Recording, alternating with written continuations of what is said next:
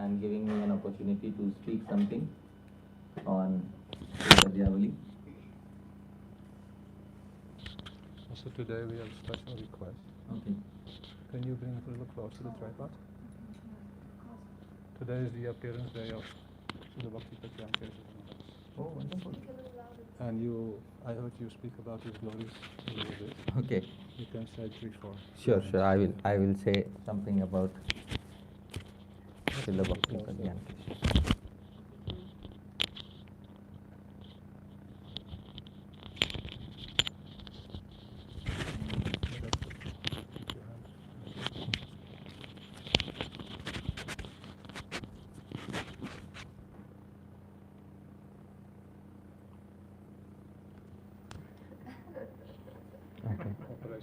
All the ornaments are there. Oh, see.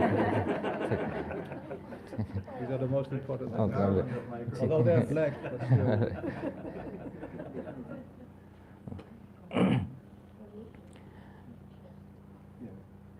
still. So, some time ago, I had a desire to compose a verse on one special topic. So, I managed to compose that verse. I'll speak the first two lines. कालः समस्त भुवनं क्रसते प्रचंडो यह कालमप्यहः नाशयति प्रकामम्. He says time is such a factor, such an entity that time consumes everything in the universe. All of you agree? Yes. It is the most fierce entity in the entire universe. But there is something which is capable of eating up even time. And do you know what it is, dear devotees? It's mobile phone. If possible, keep them in silent mode, dear devotees. All right. So the verse was specifically for mobile phones. In Kali Yuga, you need Yeah. not your phone. So time eats up everything, but the mobile phone eats up time. So we should be more cautious of this particular entity named mobile phone. Let's keep it on silent so that there is no disturbance in the middle of the program. We'll begin with Jai Radha Madhav, and then I'll perform Mangalacharan, then we'll speak something.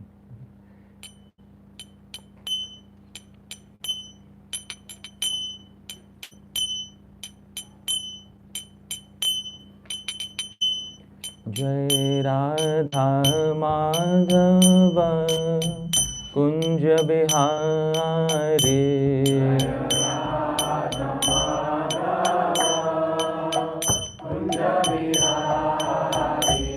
Jai Radha Madhava Kunja Bihari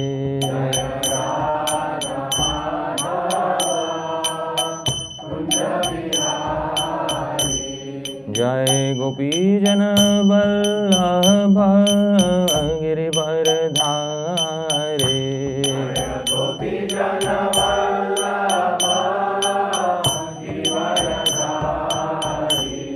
Jai Gopi Jana Vallabha Girivardhari Gopi Jana Vallabha Girivardhari Yashodanandana Vraja Jana Ranjana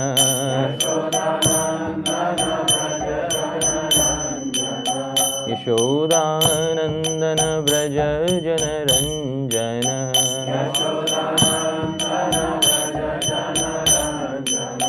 Yashodanandana Vraja Jana Ranjana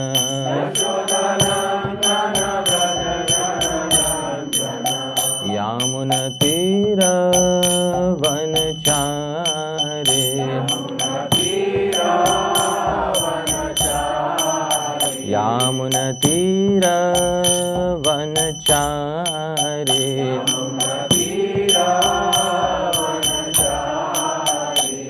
Jai Radha Madhava Kunja Bihari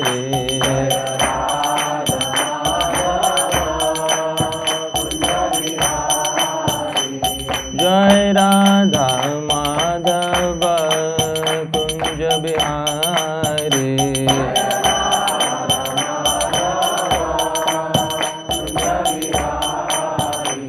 Jai Radha Madhav Radha Madhav Radhe.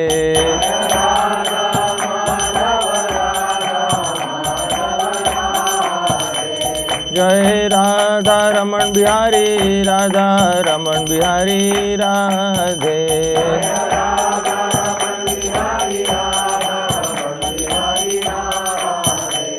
Jai Radha Shyam Sundar Radha Shyam Sundar Radhe.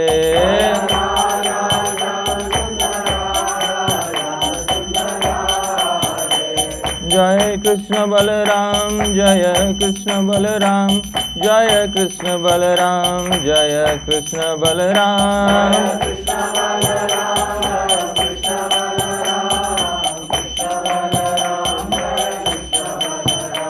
Jaya Gauranitai Jaya Gauranitai Jaya Gauranitai Jaya Gauranitai.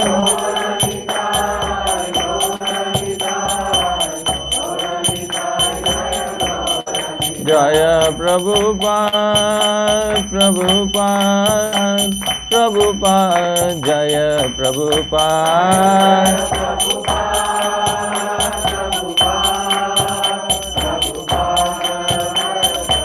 Jaya Jaya Gurudev Gurudev Gurudev Jaya Gurudev.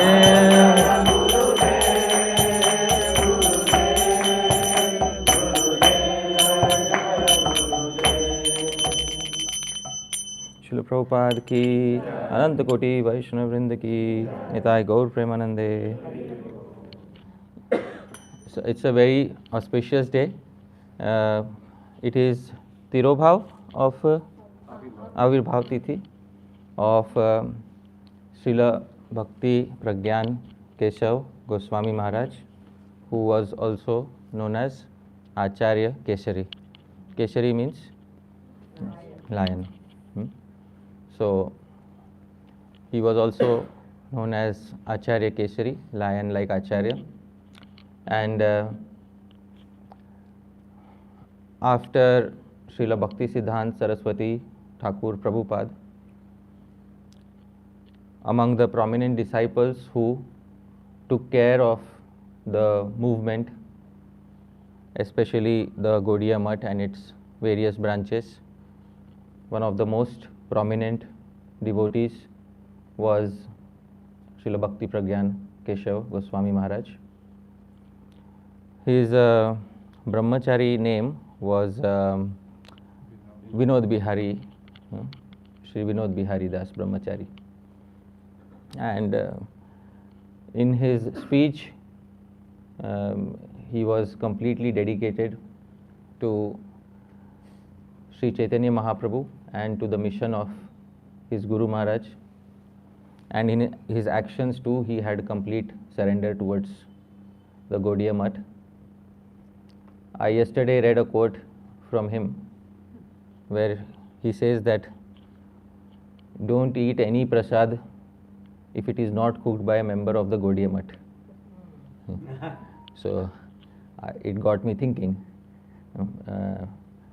because obviously he also said there that even if they are so-called Vaishnavas or Brahmanas, you should eat only from prasad cooked from the hands of somebody who is in Gaudiya Math.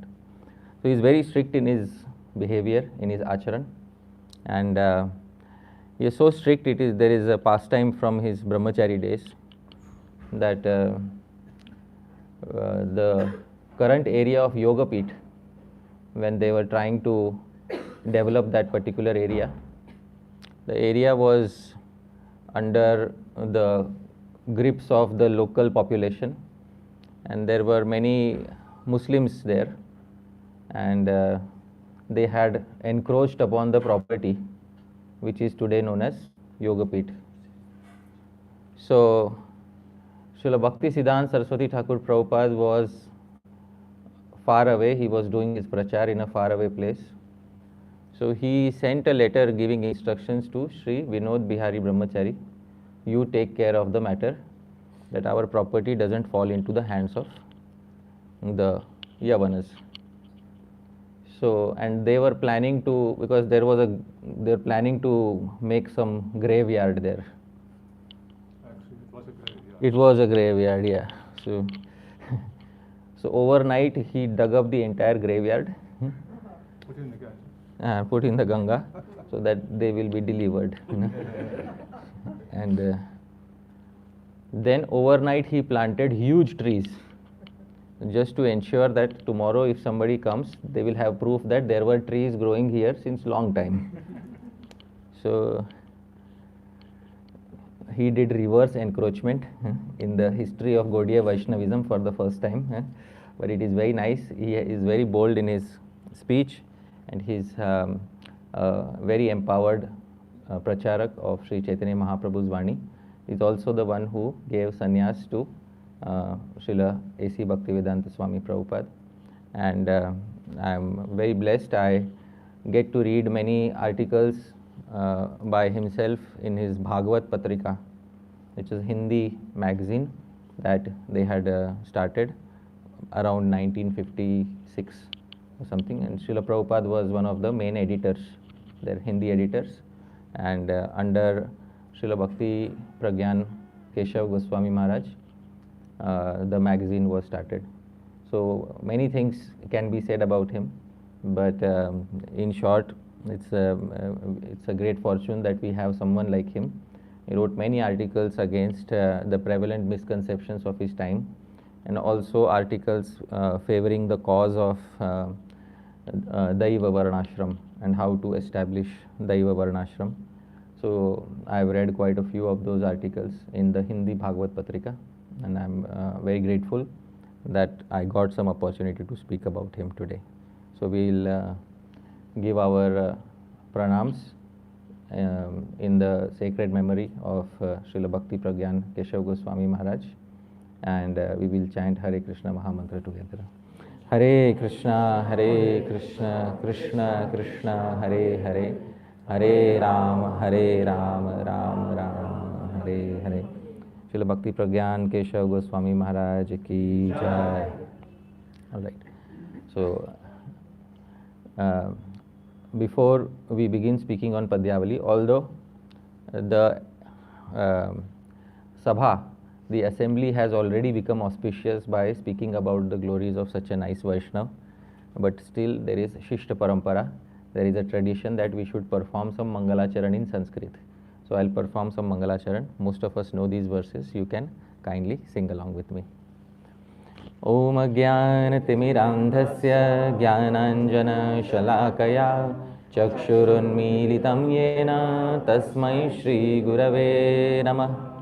Shri Chaitanya Manobhishtam Sthapitam Yena Bhutale Soyam Rupah Kadamahyam Dadati Swapadantikam Vandeham Shri Guru Shri Yutapada Kamalam Shri Gurun Vaishnavamscha Shri Rupam Sagrajatam Sahagana Raghunathanvitam Tam Sajivam Sadvaitam Savadhutam Parijana Sahitam Krishna Chaitanya Devam Shri Radha Krishna Padan Sahagana Lalita Shri Vishakhanvitanscha Namo Om Vishnu Padaya Krishna Preshtaya Bhutale Srimate Bhakti Vedanta Swamin Niti Namine Namaste Saraswate Deve Gauravani Pracharine Nirvishesha Shunyavadi Paschatya Deshatarine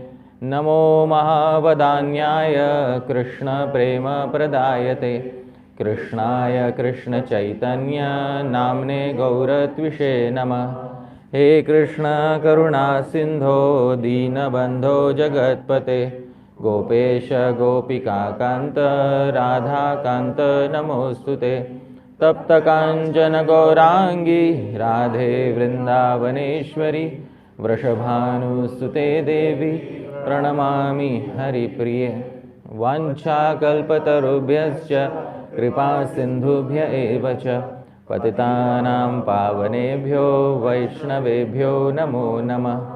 Jai Shri Krishna Chaitanya Prabhu Nityananda Shri Advaita Gadadhara Srivasadi Gaura Bhakta Vrindam. Hare Krishna Krishna Krishna Hare Hare Rama Rama Rama Hare Hare. Srila Prabhupada ki jai. Ananta Koti Vaishnava Vrinda ki jai. Nitai Gaur Premanande. So welcome once again, dear devotees, for the second session of our discussion on Srila Rupa Goswami's Padyavali. The Padyavali has more than 400 verses. It's very difficult to do justice to those verses in a 3-session seminar, but we are trying to relish as many verses as possible, a few verses also, and we will consider ourselves very fortunate. Panchabhihi sah sthatavyam gantavyam panchabhihi sah Panchabhihi saha vaktavyam na dukkham panchabhihi saha. It is said that panchabhihi saha sthatavyam. If you want to stay in one place, stay with at least 5 people. That way, if you have an argument with one person, there are 4 other people you can speak to without spoiling your day. Gantavyam panchabhihi saha. If you are traveling somewhere, travel with at least how many people? 5. And panchabhihi saha vaktavyam. And if you are giving a talk, there should be at least how many people in the audience? 5. And there are more than 25 here. So my happiness is multiplied many times. Thank you for kindly being here. Na dukkham panchabhihi saha. There is absolutely no unhappiness. If at least 5 are present, what to speak of more than 25? So all of you are the main reason why the assembly is successful.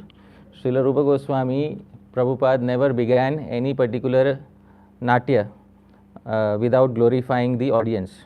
The audience is the most important part of the success of any event, because without the audience, whom will the speaker speak to, right? And you may say you will speak to the walls. That's the precise point I mentioned yesterday. I don't want to speak to the paintings on the walls. We need somebody whose hearts will transform, will melt after hearing the verses of Srila Rupa Goswami Prabhupada. The thing is, it was being discussed yesterday that the best gift that a speaker can have is like-minded Rasik audience. And this point was being discussed yesterday. And at one point of time, there was a king in traditional India. His name was Bhartrihari. And Bhartrihari is well known in Indian history. And he was the king of Ujjain. And in his assembly, every day there used to be a lot of poetry that was discussed. One particular day, a dry-hearted person came to the assembly, and when there was poetry being discussed, that person started saying, what is the use of discussing poetry? Study Vedanta. Everybody will get benefit. There is no benefit in studying poetry. So all of you should get together and study what? Vedanta. Of course, Vedanta is also very beneficial for study. There is nothing wrong in studying Vedanta. But to trivialize poetry on the strength of Vedanta was something Bhartrihari did not like. So Bhartrihari at that point of time, he composed a verse and he then spoke the verse. Sahitya Sangeeta Kala Vihina Sakshat Pashu Puchha Vishanahina Trinam Nakhadan Api Jivamanas Tad Bhagadheyam Paramam Pashunam. He said Sahitya Sangeeta Kala. There are 3 things: Sahitya, which is literature; Sangeeta, music; Kala, 64 arts. Vihina, a person devoid of taste in these 3. Sakshat Pashu, directly an animal. Why did you take human birth? He was saying. Puchha Vishanahina. There is a difference. This 2-legged animal doesn't have a tail and horns. And there is one another difference. Trinam na khadan api jivamanas. This 2-legged animal doesn't eat grass, but still survives. Tad bhagadheyam paramam pashunam. And it is the great good fortune of the 4-legged animals that this 2-legged animal doesn't eat grass. Otherwise, he would have finished up all the grass in the world. So, dear devotees, in this way, in traditional Indian culture, it is very important to have the qualification of being a Rasik while sitting in an audience. A person who doesn't have that mindset, a person whose heart is dry, can spoil the mood of the entire audience with a single comment, believe it or not. And the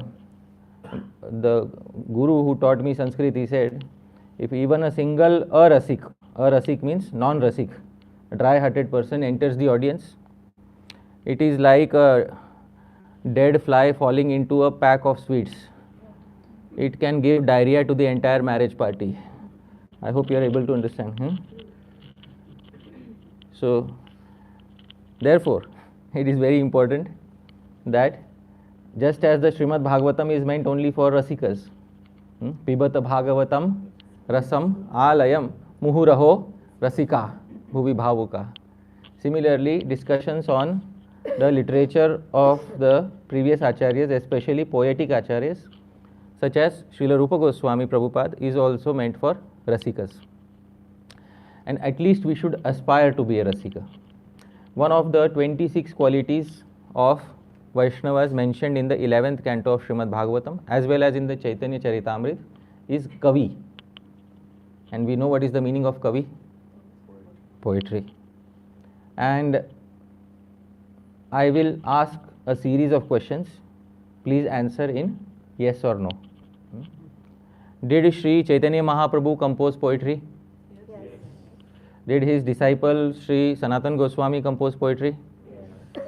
Did Sri Rupa Goswami compose poetry? Did Sri Jiva Goswami compose poetry?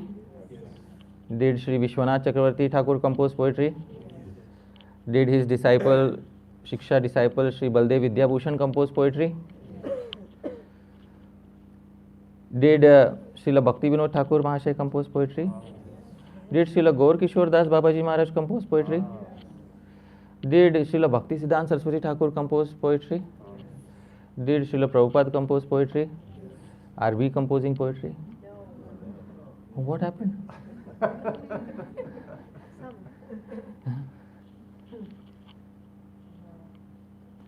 So the point I want to make is that the movement remains a movement if it is allowed to move.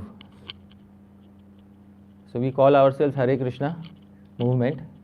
It will only remain a movement if we move, and move in the direction of composing new poetry and having fresh realizations related to Shri Shri Radha Krishna. Otherwise, after a few years, we'll have to call ourselves Hare Krishna stagnant, not Hare Krishna movement. So it's very important that if we can't compose new poetry, at least we should have the heart to relish existing poetry. Inspiration for composing new poetry also comes from, first and foremost, relishing existing poetry. So it is of utmost importance that we understand this culture and try to relish what the previous acharyas have given us.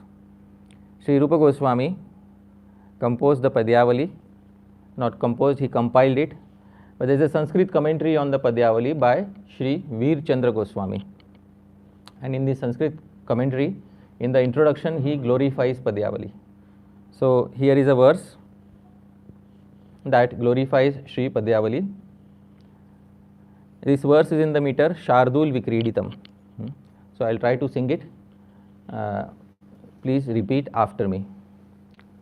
Yaram Yanikhilag Sanga Shamani Shrotratidhim Sangata Yaramya Nihilag Sangha Shamani Shrotratidhim Sangata Ya Swadhya Rasikai Sukhabdi Janani Dhikarya Mukti Spriham Ya Swadhya Rasikai Sukhabdi Janani Dhikarya Mukti Spriham Ya Dhyata Hridaye Vrajendra Tanuja Premamrita Syandani Ya Dhyata Hridaye Vrajendra Tanuja Premamrita Syandani Saji Adhari Bhakta Vrinda Mahita Dhanyeha Padyavali Saji Adhari Bhakta Vrinda Mahita Dhanyeha Padyavali.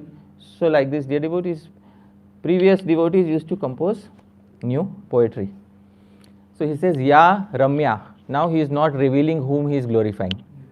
But as I said yesterday, if you read till the end of the verse, the secret will be revealed at the end. Which entity is being glorified? Padyavali. Ya Ramya. Ya is feminine gender. Yah is masculine gender. Ya is feminine gender. So we know that the entity being glorified is a lady, and we know by now at the end what is the name of that lady? Padyavali. So the term Padyavali is in feminine gender. Ya Ramya, she is very sweet. And I said, why is she sweet yesterday? Because she has many sweet meters within her, and you can sing her in many different ways. Same verse you can sing in another way.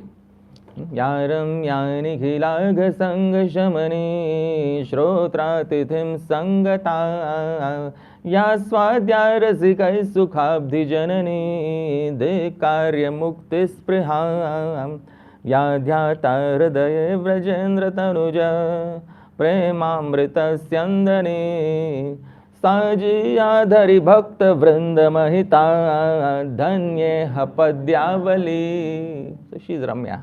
You can sing her in many different ways. Nikhila agha sangha shamani, and she completely extinguishes, she completely destroys all sorts of sins of the audience who listen to her. But Shrotra Atithim Sangata, you should make her an Atithi. What is the meaning of Atithi? Anybody knows? Guest in your Shrotra. Shrotra is ears. Allow her to enter your ears even as a guest. But mind you, she will enter as a guest. But she will take over your heart like a housewife. I hope when a lady gets married in traditional India, they have a welcoming ceremony. At the gate, they keep a kalash, of rice, and she enters as a guest. But as soon as she puts the first step, she knows within her mind, I am now the queen. Now the home belongs to me, and the old queen better take a back seat. Okay? So she may enter as a guest. Allow her to enter as a guest, right? Ya swadya rasikai. Ya swadya. She can only be relished by a certain category of people. And who are those people? Rasikai. Those who have a heart for rasa. Those whose hearts are not dried out. And I said yesterday, I have never seen Srila Rupa Goswami Prabhupada critique anybody except for one person, a rasik. And in the Lalita Madhav, Vidagdha Madhav, he says that those who don't understand rasa, they should freely neglect my poetry. Freely they feel free to neglect my poetry. That's what he says. But the rasikas will definitely take delight. And then he gives an analogy and says that the camel doesn't take interest in eating mango fruit. The camel is happy with eating something else. What is he happy eating? Thorns. But the cuckoos, they take great delight in the mango fruits. Now comparing rasikas with camels is something that I saw for the first time in Srila Rupa Goswami's writings. And there's a very interesting reason why he compares rasikas to camels. The camel survives by eating thorns, and you know when the thorns do not have any taste of their own. So when the camel chews upon the thorn, some rasa comes out, not from the thorn, from his own mouth, his own blood. And the camel thinks this is nice, this is rasa. And so I said yesterday, there are some individuals whose hearts have dried out so much due to ati vairagya. You know what is ati vairagya? Extreme renunciation, that they have no heart remaining for devotional poetry. So now they take pleasure only in criticizing the material world. I hope you can understand the parallels of the analogy. If the only pleasure that you derive is by critiquing the material world and saying that it is a filthy place to stay, then there is no higher rasa to attain for such a person, because that person has lost complete interest in all sorts of rasas, including bhakti rasa, and cannot see anything beautiful in the world. They are afraid that by seeing anything beautiful in the world, I'll get stuck in the world. And as I said yesterday, such people are extremely eager to get out of this world. Their mumuksha is desire for liberation, is much stronger than their desire for rendering prem seva or loving service towards Bhagavan. And therefore you will find such people prioritizing renunciation over prem seva, and that is why such people become unqualified. So ya swadya rasikai, she can only be relished by those who are rasikas. Sukhabdi janani, and for such rasikas, she is janani, she is the producer of sukha abdi, of a ocean of joy. Dhikkarya mukti spriham, and she does dhikkar. You know what is dhikkar? Fie upon. In English we say fie upon. Ha, dhikkarna. Like we say in hi, not the English hi, all right? This hi, give up, dhikkarya, rejection. So, in stronger language, in Sanskrit we will say thut kritya, spitting upon, all right? Although the literal term dhikkarya means to reject, a stronger translation would be to spit upon. Mukti spriham, the desire for mukti. Padyavali will make you do that. It will make you reject the desire for what? Liberation. Now some individuals here incorrectly interpret it that only impersonal liberation, not the Vaishnav types of liberation. So Srila Rupa Goswami Prabhupada in the Bhakti Rasamrita Sindhu will say all 5 types of liberation are not desirable for the Vaishnavas, as long as the only condition is these 5 types of liberation should act as assistants for prem seva. If liberation is acting as an assistant for prema seva, that is very good. And if liberation is going against prema seva, then we can do one thing with that liberation. What can we do? Dhikkar. Dhik. We say what is dhik. Dhik is called dhikkar. So this is what we can do. Ya dhyata hridaye, and now she is meditated upon within the heart. As I said yesterday, you have to draw paintings within the heart. Otherwise, a lot of it won't make sense. Ya dhyata hridaye. The moment you meditate upon her within the heart, Vrajendra Tanuja Prema Amrita Syandani, big term, Sanskrit term. As I said, while translating in English, we go in the which direction? Reverse. So, Syandani, she starts oozing out, she starts giving out Prema Amrita, the nectar of Prema, related to which person? Tanuja, of the son of Vrajendra, of Nanda Maharaj. As soon as you start meditating upon her, she starts her flow of nectarian love of the son of Nanda Maharaj. Sa Jiyat, may she live forever. Who is she? Hari Bhakta Vrinda Mahita. Mahita, she is worshipped by Vrinda, by groups of Bhaktas of Hari. She is worshipped by the groups of Hari's devotees. Dhanya, most auspicious, Iha, in this world. What is her name? Padyavali. She is that, Padyavali. So in this way, dear Vaishnavas, welcome. We are relishing the highest fruit from the tallest tree given by Srila Rupa Goswami Prabhupada. Here is the translation. Anuragini Mataji, kindly read the translation. She appears extremely beautiful in the company of the ears of her audience as she destroys all their sins. She appears extremely tasteful in the association of Rasika devotees as she generates an ocean of joy while completely deriding the desire for impersonal liberation. When she is meditated upon, she causes a nectar of love for the son of Nanda to flow in the heart. She is extremely fortunate lady named Padyavali, and she is revered by all groups of Hari's devotees. May she live forever. Oh, wonderful. So while translating, I put there impersonal liberation, but actually, a devotee is not interested in all 5 types. But dhikkar, specific rejection, is of which liberation? Impersonal liberation.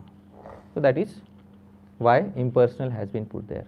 All glories to that Padyavali. This is the only Sanskrit commentary on Padyavali, helps us understand the meanings of the individual verses of this particular text. And we are very grateful that a very wonderful Vaishnav in the line of Sri Nityanand Prabhu. He is from Nityanand Vamsh, Nityanand Parivar. So he wrote a Sanskrit commentary on Sri Padyavali. Credit should be given where it is due. So the credit goes to Sri Veer Chandra Goswami. And that's all right. Padyavali is very great. We all agree, yes or no? But there is doubts on the qualification of the speaker. Isn't it? Yes. Yes. I agree with you. I first heard her. So I'm going to give preference to her. She said yes. So I agree. So I fully agree that a doubt should be cast on every speaker who sits on the Vyasasana, whether are you qualified or not qualified. So see, I come from the western part of India, and sometimes I say in India I am a western devotee, right? Because so, and believe it or not, my disqualification is mentioned in the Chaitanya Charitamrita. And how many of you want to see my disqualification? I said to speak nothing without speaking. Yeah, wonderful. Yeah. So just to break out of the presentation, please repeat after me. Paschimera Loka Sabha Mudha Anachara. Mataji, please read. The people in general on the western side of India were neither intelligent nor well behaved. That's where we stop, all right? So, see, I mentioned in the Chaitanya Charitamrita. In general, but I think In general, I am not an exceptional case. No. I will not prove. Now he doubts in the writer. When I read the original verse, Paschimera Loka, I thought Paschim means the western world. But Srila Prabhupada made it clear in the translation that he is not speaking about the western world. He is speaking about those who are born in the western part of India. And that happens to be myself. All right. But all right, the second part of the verse gives me some hope. Please repeat after me. Taha pracharila dohe Bhakti sadachara. Yes, Mataji, please read the remaining. But by the influence of Srila Rupa Goswami and Sanatan Goswami, they were trained in devotional service and good behavior. All right, so that's my hope, all right? Anyways, so I've already told you that a doubt should certainly be cast on somebody who's sitting on the Vyasasana, especially if he comes from the western part of India. You have a Shastrik Praman for that. But an answer should also come from the western part of India. Dear devotees, we Westerners believe in giving a good answer to a good allegation, all right? So an answer will also come from the western part of India. There's a poet, Vaishnava poet in the western part of India, Sri Harishuri, who wrote his commentary on the 10th canto of Srimad Bhagavatam. In the beginning of his composition, he writes a verse because he got a darshan of Sri Krishna. Bhagavan told him, write a commentary on the 10th canto and reveal the secrets. So he revealed the secrets, and one of the secrets you might have heard in the 10th canto, in Damodar Lila, the milk started boiling because the milk wanted to commit. So it's, oh wonderful. Which poet wrote that, dear devotees? It was from the western part of India, Sri Harishuri. He wrote a wonderful verse in the beginning of his commentary. This verse is in the same meter, Shardul Vikriditam. Let's sing together, all right? Saubhagyaspadamekamasti mahila bhaleshu chet kumkumam Saubhagya pratipadanaya tadalam kim tatra bhushantarai एवं मत्कविता प्रगल्भवनिता सौभाग्यसन्धायकम् मुख्यं श्रीपतिभूषणं विजयते न्यासां नवालंकृति. He said we are speaking about ladies, so I am composing a verse about ladies. All right. Saubhagyaspadaam ekamasti mahila bhaleshu. A lady may not wear any ornaments, but if she wear one ornament which denotes her good fortune, bhaleshu, and that ornament is worn here, kumkumam. What is that? Kumkum. So after a lady is married, she puts this particular ornament, which is her kumkuma. Saubhagya pratipadanaya tad alam. That one ornament is sufficient to denote her good fortune and beauty. Kim tatra bhushantarai. She does not need other alankars. What is the meaning of alankar, dear devotees? Ornaments. Evam mat kavita. Similar is my speech. Pragalbhavanita. My speech is also a bold lady. Saubhagya sandhayakam. My speech may not wear many alankars. Another meaning of alankar is figures of speech. I hope you are able to understand. My voice may not wear figures of speech. But mukhyam Shripati Bhushanam Vijayate. But my speech is decorated with narrations of Shripati, Bhagavan Shri Krishna. Nyastam Navalankriti. I don't care if any other ornaments are present or not. So, as I said, we Westerners are also bold. Our relationship with Bhagavan is a little spicy. All right. So, that's how we like it. The Gaudiya Vaishnavas are very sweet. And I'm trying to become a Gaudiya Vaishnava. But this is Sri Hari Suri's verse where he says that the qualification of the speaker, my main qualification is that I'm willing to speak about Bhagavan Shri Krishna. And this qualification is like the qualification of the lady who has only one ornament on herself. And what is that ornament, dear devotees? Kumkum. So in this way, I begin my narration on Srila Rupa Goswami's Padyavali again. Yesterday we were discussing and we had a very wonderful discussion about how calm can be prevented. And Sri Rupa Goswami specified a verse from an anonymous author where he was giving many no's, not by this, not by that, not by kashai. And we remember what is kashai? Anybody remembers? Medicine and saffron cloth. Not by wearing saffron cloth, not by taking a medicine, not by staying in the forest. You cannot prevent kama. And what is the definition of kama we saw? Is it lust?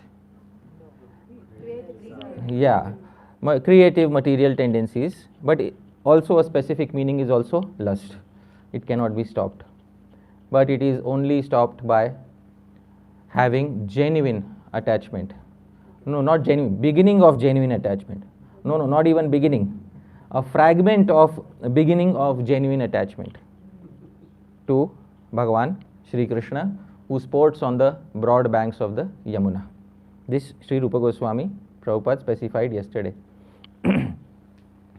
Now there is a particular devotee whom Sri Rupa Goswami wants to mention. As I said yesterday, question was asked about what standard should be neither too attached nor too detached. Now, and I said that Prakriti, nature doesn't create any two individuals exactly the same.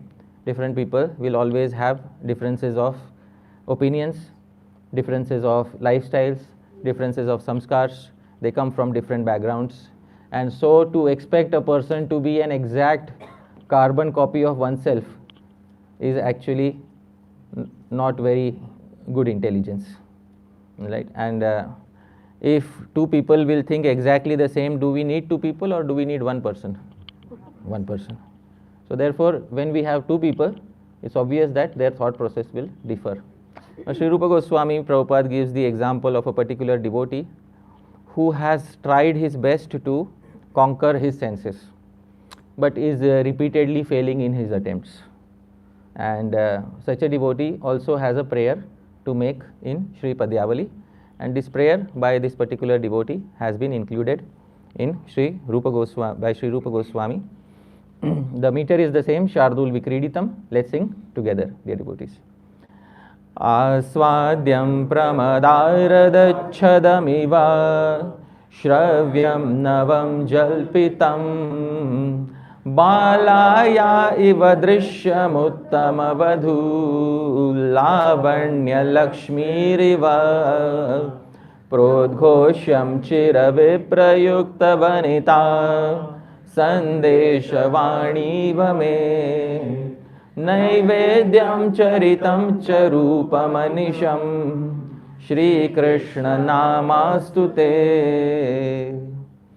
Now this particular I am not going to reveal the secret till the end, because when I translate the first few lines you may get the impression that this particular devotee is a sahajiya. Alright, so I am going to translate it just like that, and then please don't have any misgivings about this devotee. Alright.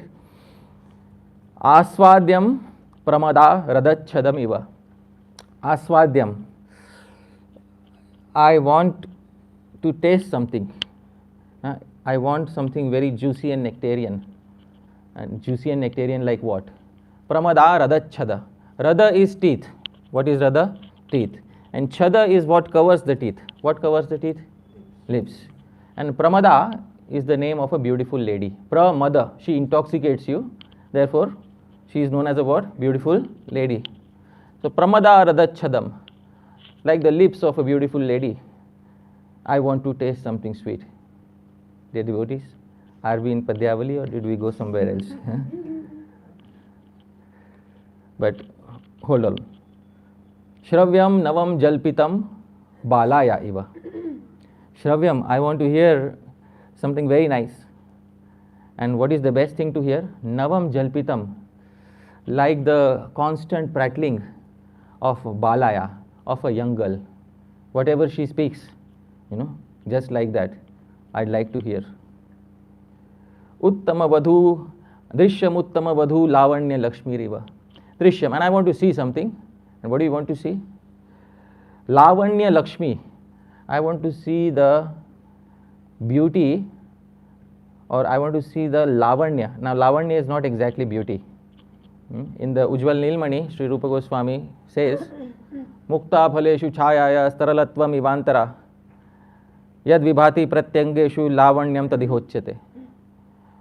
If each and every body part of a person becomes radiant and starts giving out wavy radiance, and if that wavy radiance like a pearl enters into one's eyes and attracts one's eyes, then that person is said to have lavanya. That is lavanya. And the material world is quickly catching up with this, because now it's not only about beauty, it's also about radiance. So, Drishyam uttama vadhu lavanya lakshmi riva. And I want to see something as radiant as a newly wed girl. Prodghoshyam, and I want to sing something loudly. And what do you want to sing loudly? Chira vipra yukta vanita sandeshavani iva. I want to sing loudly like the girl who has received a message from her lover who was staying away for a long, long time. She has just received a message from her lover, and I just want to sing out loud like that particular girl. So what is happening? Sri Rupa Goswami, we were discussing which literature? Padyavali. Suddenly we have moved in another direction. So the devotee says, Naivedyam charitam charupamanisham Shri Krishna Nama astute. Naivedyam. What is the meaning of Naivedya? Prasad. Let your prasad be as delightful to my sense of taste as the lips of a wonderful, beautiful woman. First. Charitam. Let your qualities, let your pastimes be as attractive to my ears as the prattling of a young maiden. Rupam. Let your form be as attractive to me as the lavanya, as the radiant beauty of a newly wed girl. And Shri Krishna Naam, let your Naam be my desire of singing, my object of singing. Just as a girl who is separated from her lover for a long time, she sings out after receiving a message from her lover. Similarly, may I sing out your name in that particular manner. So dear devotees, this particular expression is of a person, is of an anonymous devotee. Sri Rupa Goswami hid the name. He hid the name for a particular reason that many may misunderstand, that he is trying to devotionalize his sense objects, and therefore I have given that particular title. We'll read the translation. Mataji, kindly read what is given. As tasteful as the lips of a beautiful young lady, as pleasing to the ear as the fresh gossip of a maiden, as delightful to behold as the radiant beauty of a new bride, as repeatable as the messages received by the lady long separated from her lover. O Shri Krishna, may your remnants, your narrations, your form, and your names be equally pleasing to me. So, in Sri Jiva Goswami calls this Arop Siddha Bhakti. What is it called, dear devotees? Arop Siddha Bhakti. When a particular devotee who has material inclinations, but they are unable to overcome their material inclinations, but instead of offering their material activities to Bhagavan, they offer the attachment to those activities to Bhagavan. I'll once again repeat to make it clear. There are individuals who have material attachments, but they are unable to get over those material attachments. But instead of offering any activity of material attachment, they offer the attachment to Bhagavan. This offering of attachment is called as one type of bhakti. What bhakti is that, dear devotees? Arop Siddha Bhakti. Bhakti is also lady, so it is not Siddha, it is Siddha. The name of a lady never ends with a short a in Sanskrit. The name of a lady always ends with a long a. You can see all of your names who are initiated. Is there any Vaishnavi initiated whose name ends with a short a? That's not. In Sanskrit, there is no short a for a lady. Names of ladies begin with a. So it is Arop Siddha Bhakti. In this way, this is a very good example given by Srila Rupa Goswami of Arop Siddha Bhakti. Yesterday also I gave one example where Yuvati Nam Yatha Yuni, Yunam Cha Yuvatau Yatha, Manobhi Ramate Tadvan, Manome Ramatam Tvai. Just as the minds of young boys are attracted to young girls and the minds of young girls are attracted to young boys, may my mind be similarly attracted to you. Now there are devotees who are not at all interested in anything to do with the material world. For them also there is bhakti, and there are devotees who are also performing bhakti while being attached in the material world. For them also there are variations of bhakti. Bhakti should cover all 360 degrees of human existence, and for this reason Arop Siddha Bhakti is also a type of bhakti. Of course, some devotees may look down upon Arop Siddha Bhakti and say, no, anyabhilashita shunyam jnana karmadhyana anukulyena, preaching by climbing on the roof of the temple. Anyabhilashita shunyam jnana karmadhyana avritam anukulyena krishnanushilanam bhaktiruttama. Yes, that's all right. A textbook definition is always needed. But we all know that reality and textbook definitions often don't align, and in reality the lives of individual devotees fall somewhere short of the textbook definitions that are given. Hence the need of also covering cases which are not so ideal, and this being one such case given right there in the Padyavali. Alright, wonderful verse by an anonymous author. Yes.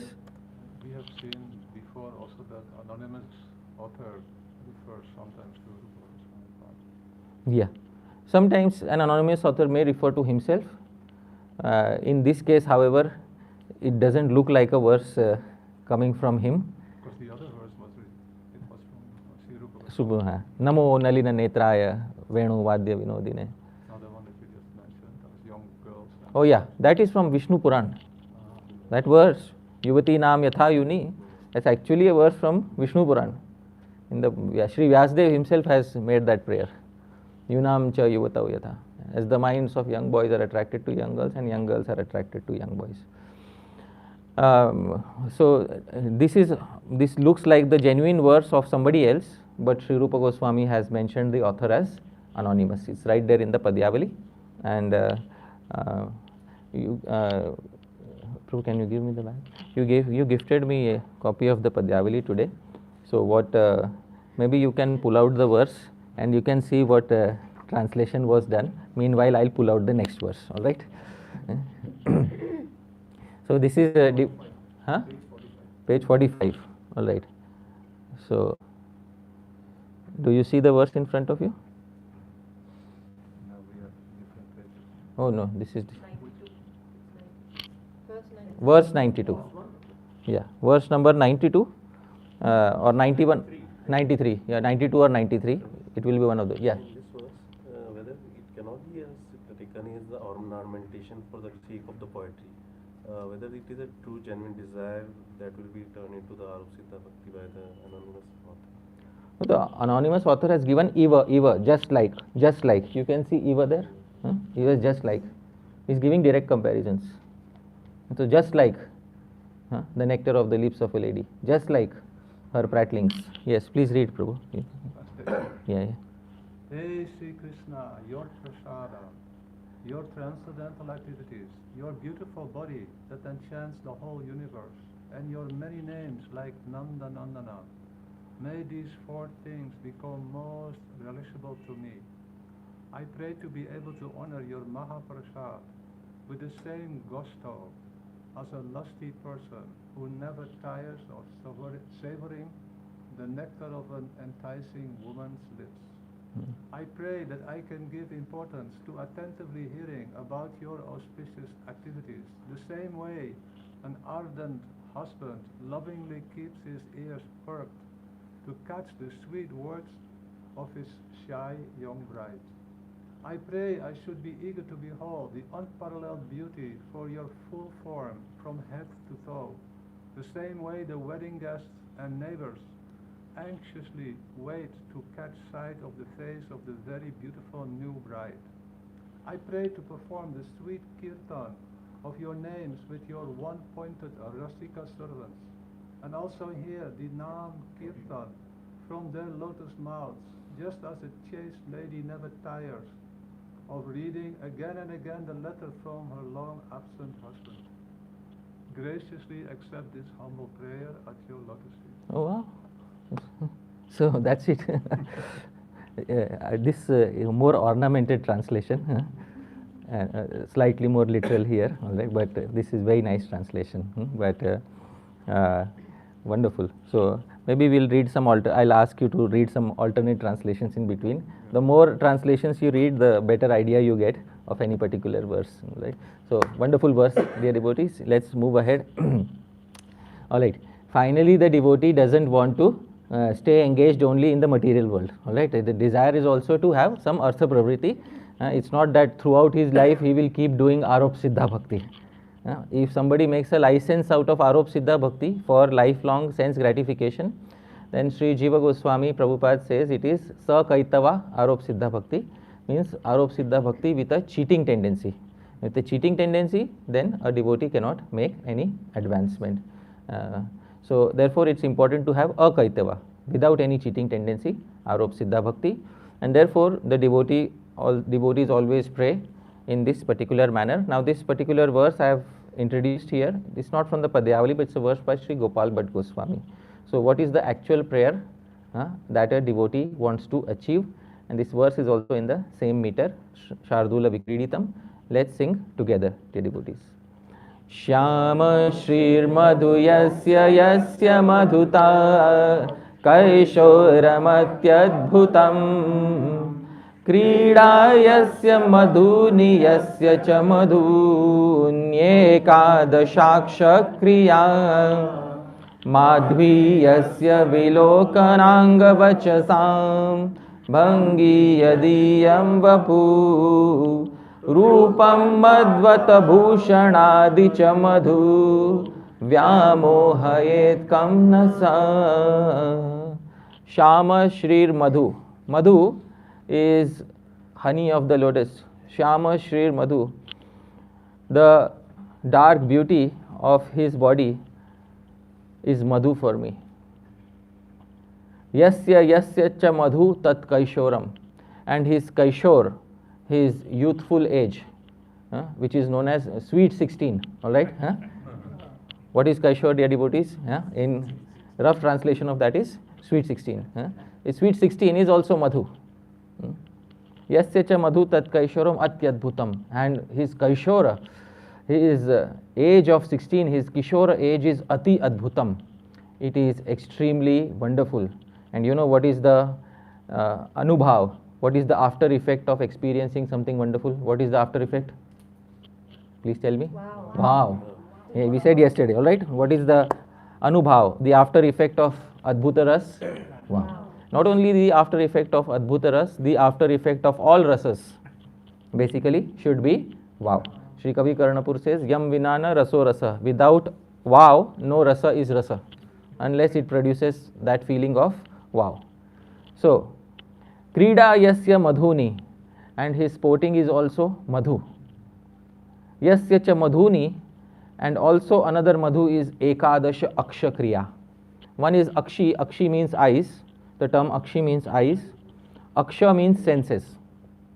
Ekadasha aksha kriya. His 11 senses. What are the 11 senses, dear devotees? 11 senses are 5 karmendriyas, 5 gyanendriyas, and 1 mind. All right? So, ekadasha aksha kriya. And sweet are the movements of his 11 senses. Madhvi yasya vilokananga vachasam bhangi.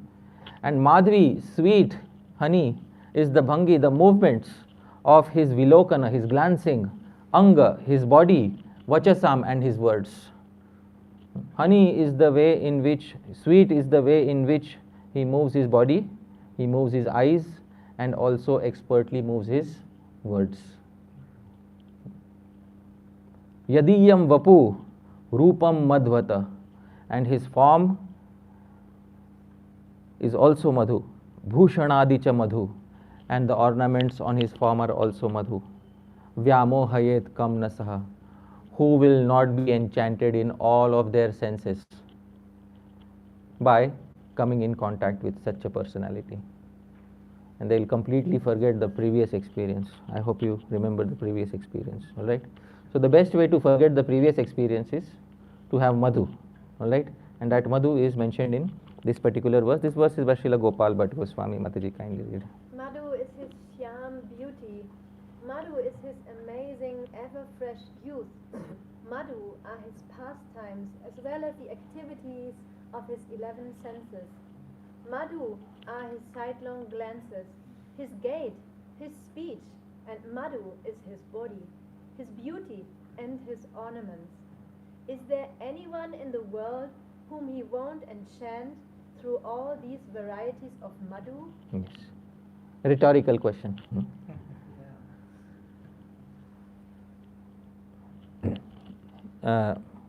Sri Jiva Goswami in Gopal Champu makes a beautiful distinction between love and attraction in the material world and love and attraction of Sri Sri Radha Krishna.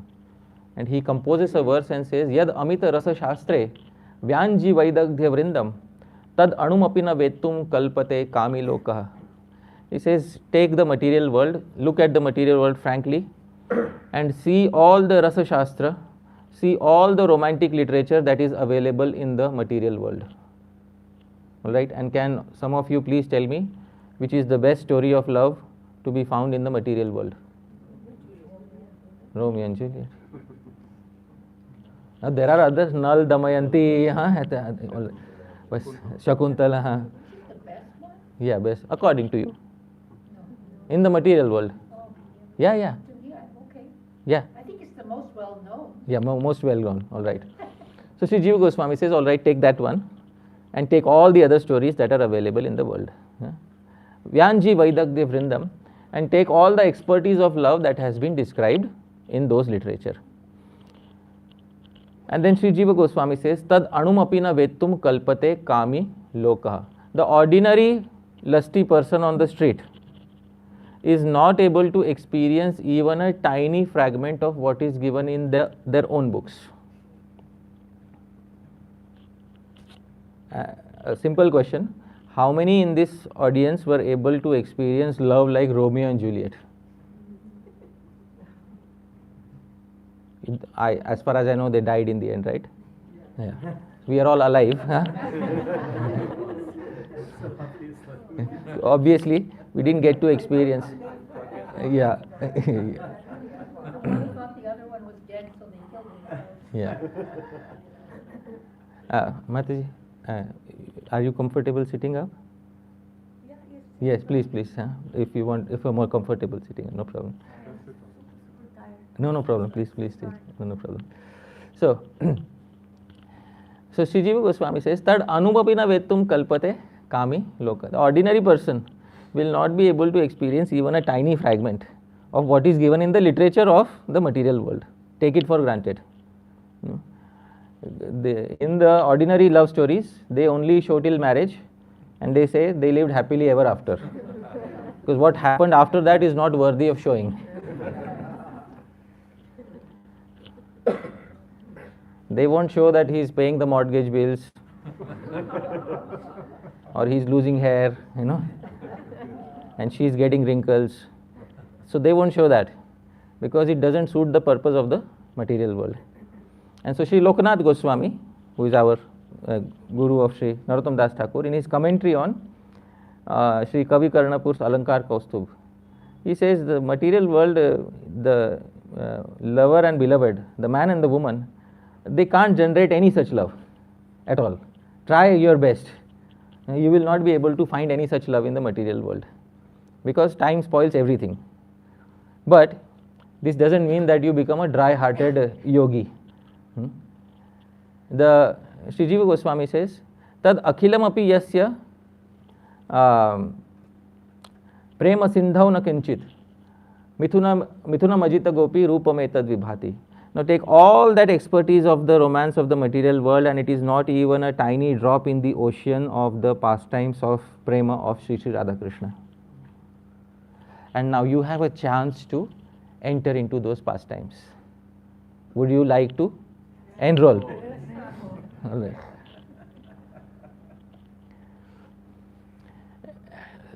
Once a devotee asked me, because he had a doubt about material rasa and bhakti rasa.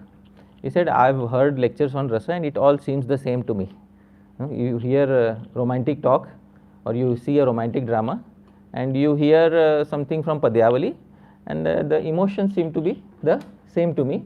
What is the difference between material rasa and bhakti rasa? So this is the answer. Please hear carefully because this answer is very difficult to get to. It is hidden deep within the commentaries. All right. So what answer I am giving, please hear very carefully. Imagine yourself sitting in an audience watching a drama of ordinary mundane world, material rasa. You are watching Nal Damayanti or Romeo and Juliet, depending on which part of the world you belong to, and you are watching that particular drama, and you are a Sahriday Rasik. Sahriday Rasik means you are an absolute connoisseur of that romance, Shringar Ras as it is called. So you are an absolute connoisseur of that particular rasa, and while you are sitting, you are so absorbed in that particular drama, you start to associate with one of the actors who is playing the role. So if you are a lady, you may associate with Juliet or Shakuntala, and if you are a man, you may start associating with Romeo or Nala, Dushyant, sorry. So then because of this association, that is what is called as Sahridayata, like-mindedness. For some time you forget your identity, and then the rasas that are flowing in the heart of the actor also start flowing in your heart, and this is called as Avaran Bhanga. Temporarily your ego is destroyed and you experience rasa through Sadharani Karan. A generalized version of that emotion starts flowing within your heart, and this is how rasa is experienced in a drama. All right. Now let's take the same scenario with a devotional drama. All right. Now you are sitting and there is a devotional drama being played on the stage, and then there is Sri Radha, Lalita, Vishaka, Sri Rupa Manjari, etc. So many of them. And then you are a Sahriday Rasik, Bhakti Rasa. And you watch that particular drama and you become so absorbed in the drama. But you can take sides with any one of the actors on the stage, such as Lalita, Vishakha or Sri Radha, but you can't become Lalita, Vishakha or Sri Radha. I hope you are able to understand. Those positions are already taken. But there is a big difference between material dramas and dramas of Bhakti Rasa. The difference is in that a material drama, such as Romeo and Juliet, no matter how much one-pointed you become, you cannot become an active participant in the drama. Historically, it is over. You can't become a participant and change the course of the drama or offer even a single argument in the drama. But in Bhakti Rasa, especially those who are initiated under a guru, those who have attained the position of prema, they also have a spiritual identity, by which in that spiritual identity they can also have a chance to actually participate in the pastimes that are going on the stage.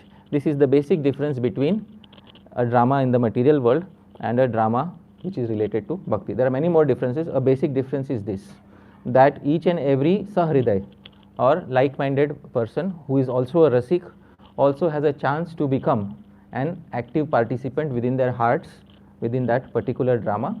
And in a material drama, as soon as the drama is over, the ego returns, and then you again become that same person whom you were before the drama started. But in this drama, particular drama, your identity is not destroyed even though the drama gets over.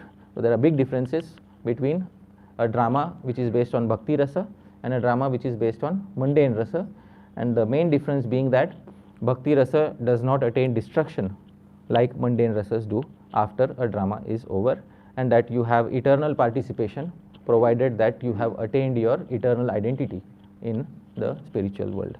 So this difference should be known by one and all, so that we can understand there is a layer of demarcation, line of demarcation between mundane rasas and bhakti rasa. All right. Those who become absorbed in this bhakti rasa become so enlivened by it that I said they do dhikkar. You know what is dhikkar? Fie upon something. What do they fie upon? Moksha. Impersonal liberation mainly.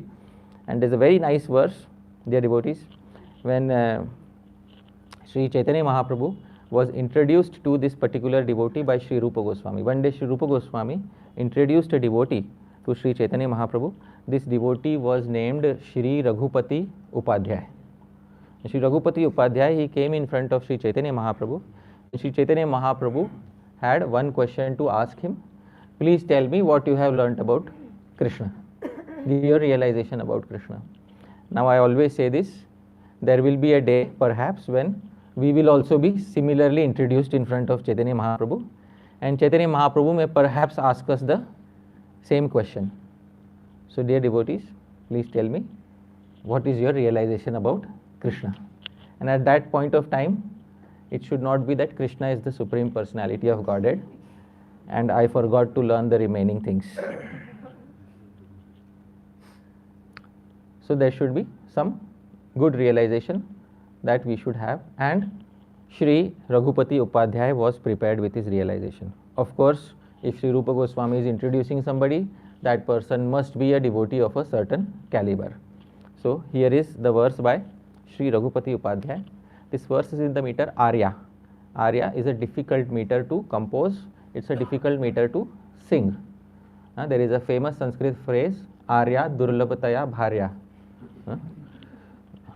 Arya, the meter, Durlabhataya, is very difficult, Bharya, to compose. And Arya, a chaste person, Durlabhataya, very difficult, Bharya, to find as a spouse. Alright, there are two meanings to that. Arya, Durlabhataya, Bharya. So this verse, the meter is difficult to sing, but Sri Raghupati Upadhyay wanted to compose a verse in this meter, because it also demonstrates one's composing capabilities as well as the sweetness of one's realization. I'll try to sing this meter. Kindly repeat after me. Shrudayah palal kalpa, Shrudayah balal kalpa, Kimiha vayam sampratam chinuma, Kimiha vayam sampratam chinuma Ahriyata puraiva nayanayir Ahriyata puraiva nayanayir Abhirivi param brahma Abhirivi param brahma. So Sri Raghupati Upadhyay said, for a long time I followed the path of impersonal liberation. Long time. Before meeting Sri Chaitanya Mahaprabhu, many devotees were such that they were following the path of Sri Adi Shankaracharya for a long time in their lives. So Sri Raghupati Upadhyay also said, for a long time I have followed this path and I have studied the Shrutis. Shrutis is the Vedas and Vedanta, and today I will tell you my frank realization. Shrutayah palala kalpa. These Shrutis, this Vedanta, this literature that I read, palala kalpa, today it appears to me like an empty husk of rice. What will happen if you beat an empty husk of rice? Something comes out. There's something that you get from beating empty husk. What do you get? Shrama. Hard work, nothing else. So today I read, all the Upanishads, Vedanta Sutra. I read everything today. But I feel palal kalpa. They're like empty husks. Kimiha vayam sampratam chinuma. What should I get from an empty husk? Here is the, Ahriyata puraiva nayanayir. The main object which I wanted to get, what did you want to get originally from the husk? What were you expecting? Rice. The seed. Ahriyata puraiva nayanayir abhiribhi param brahma. The seed from the husk has already been stolen by the sidelong glances of some cowherd girls. So that seed is already stolen, and what remains with me is only the empty husk. So all the Brahmanas are doing, Ishavasyam idam sarvam yat kincha jagatyam jagattena tyaktena bhunjita magrida kasya siddhanam kurvenne veha karvani jiji vishechhatam sama evam tvai nanyathetosthi na karma lipyate nare. So they are doing like this, and they are singing the Vedas. Gananam tvam ganapatim gam havamahe. But beating empty husk. A Brahmana should have gotten the seed. No. A Brahmin did not get the seed. The seed was stolen by Vaishya Jati. You know what? Vaishya. Merchants. Because the Gopas are belonging to which Jati? Vaishya. And they are very clever. And even in the Gopas, their ladies are even more clever. So, Ahriyata puraiva nayanayir. Already, simply by moving their sidelong glances, they stole that seed. Param Brahma. The seed of the Supreme Brahman was stolen from the Vedas by the movement of the sidelong glances of the gopis. So there is nothing left for me now. In short, he is indicating to Chaitanya Mahaprabhu, I am done with my Vedic study. Now what to do? Now rasa. Alright? Now only one subject matter. Which subject matter? Rasa. That's what I want. So Sri Chaitanya Mahaprabhu said, Sadhu, Sadhu, you arrived. Wonderful. Finally, I found such a devotee who is not interested in anything else. Because there are devotees on various levels. There are devotees who will say that Varna and Ashram is also very important, and it is important. Of course, it is important. And then there are devotees who will say that there are many other things, many other sevas which are important. Chaitanya Mahaprabhu wanted to find that one devotee who is completely like-minded to him. And that devotee he found in the form of Sri Raghupati Upadhyay. Here is the translation. Mataji, kindly read. The Upanishads and other Shrutis are now like empty husks of rice. What could we possibly extract from them now? The seed of the Supreme Brahman, Krishna, has already been stolen away by the eyes of the cowherd damsels. And dear devotees, sometimes we say, these renunciants who take to the path of Gyan, I'll show you a painting of a photograph of a person who is dedicated to the path of Gyan, who, people who beat the husk of Upanishads and Vedanta. Would you like to see an actual photograph of such a person? Yes, dear devotees. Simply by the photograph you can understand.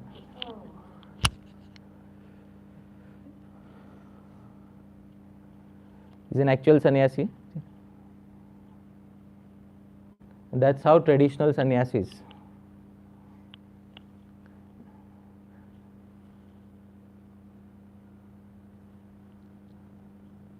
And traditionally, this is how at the time of Chaitanya Mahaprabhu, this is how most of the sannyasis were. It's very important to show these things because I'll try to zoom in.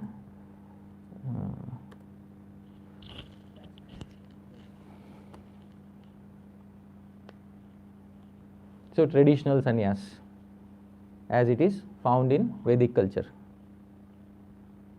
Now, how many of us would like to become like this? Raise your hands. We have 3 lives like this. Oh, that's, yeah, no, those are his bones. And he has also this tilak, there is shoulder bone and this tilak. He is absorbed in meditating on the impersonal Brahman.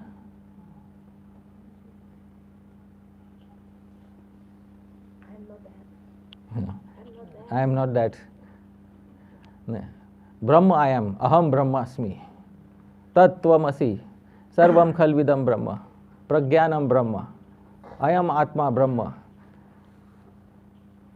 So this is, and Sri Chaitanya Mahaprabhu respected them also because character wise, oh my goodness, you won't find many such amongst those who are eating and nicely and dressing nicely. Character wise, they are impeccable character. So it is worthy of the highest respect, dear devotees. Although philosophically we may not agree with their positions. So I am showing an example of what is a person who beats the empty husks of the Upanishads, because there is no question of bhakti ras for such a person. Please try to understand, when Sri Rupa Goswami said a rasik, a person who does not have any taste for rasa, Sri Rupa Goswami's visualization is somebody like this particular personality. You go and talk about rasa, you say, I have come here to tell you about Radha Krishna. He'll open his eyes and say, don't entangle me in the material world. I don't want to hear anything about girls and boys, because everything is Maya for me. And only one reality exists. What is the reality? Impersonal Brahman. So, do we have an alternate translation? Yeah. Mike? Yeah. The Shrutis, the Vedas, are now like empty, dry husks. This is Raghupati Upadhyaya speaking. So why should we study the Vedas? What can we glean from them? The object of the Shrutis, which is Brahman, has already been removed by the gopis with their eyes. What is the use of dry empiric knowledge, Brahma Gyan? Because it will not lead us to Param Brahm, the supreme truth. That can be attained only by accepting the guidance of the gopis. Yeah. So, wonderful verse. So, you see, alternate translations help you understand. What I tried to do here is as a literal translation as possible, and I was dissatisfied with the existing translation which I saw, and here is the existing translation which I saw. Prabhu, Mataji, can you read the translation? The Shruti Shastra is as insignificant as a bunch of straw. Why do we now think in this way?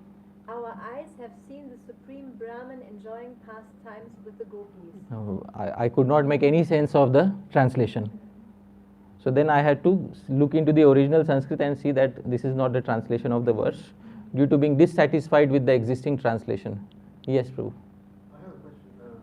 Halal kalpaha, it says kapaha here. Is that a part bit or? No, it is a typing mistake. If it is, This book also has the same. yeah, If it is kapaha, the meter will break. You have to have arya. So yes, Matiri. Your translation was removed, and in your translation was taken away. Yeah, stolen away. Stolen. Yeah, yeah. Yeah, so hriyata, harane. Haran, what is haran? Steal, forcibly steal away. Sometimes you make some approximations in translation. So therefore, harane, the verbal root is harane, to steal, snatch away, or steal, like that. So this translation also very nice, accurate. Sometimes some English terms are used slightly differently. Right? So literally it will be stolen away, snatched away by the sidelong glances of the gopis. So this is what it is. So this, being dissatisfied with the existing translation, I decided that there should be a new translation for this particular verse. All right.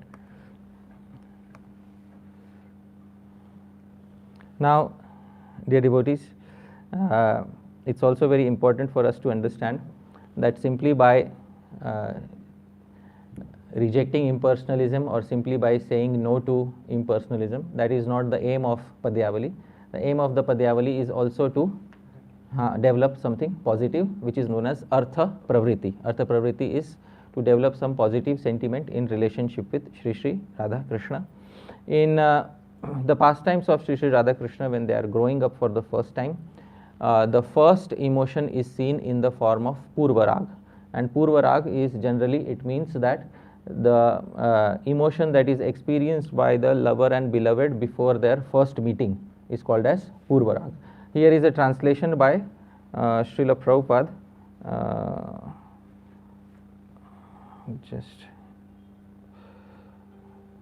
Please repeat the verse after me. Ratirya sangamat purvam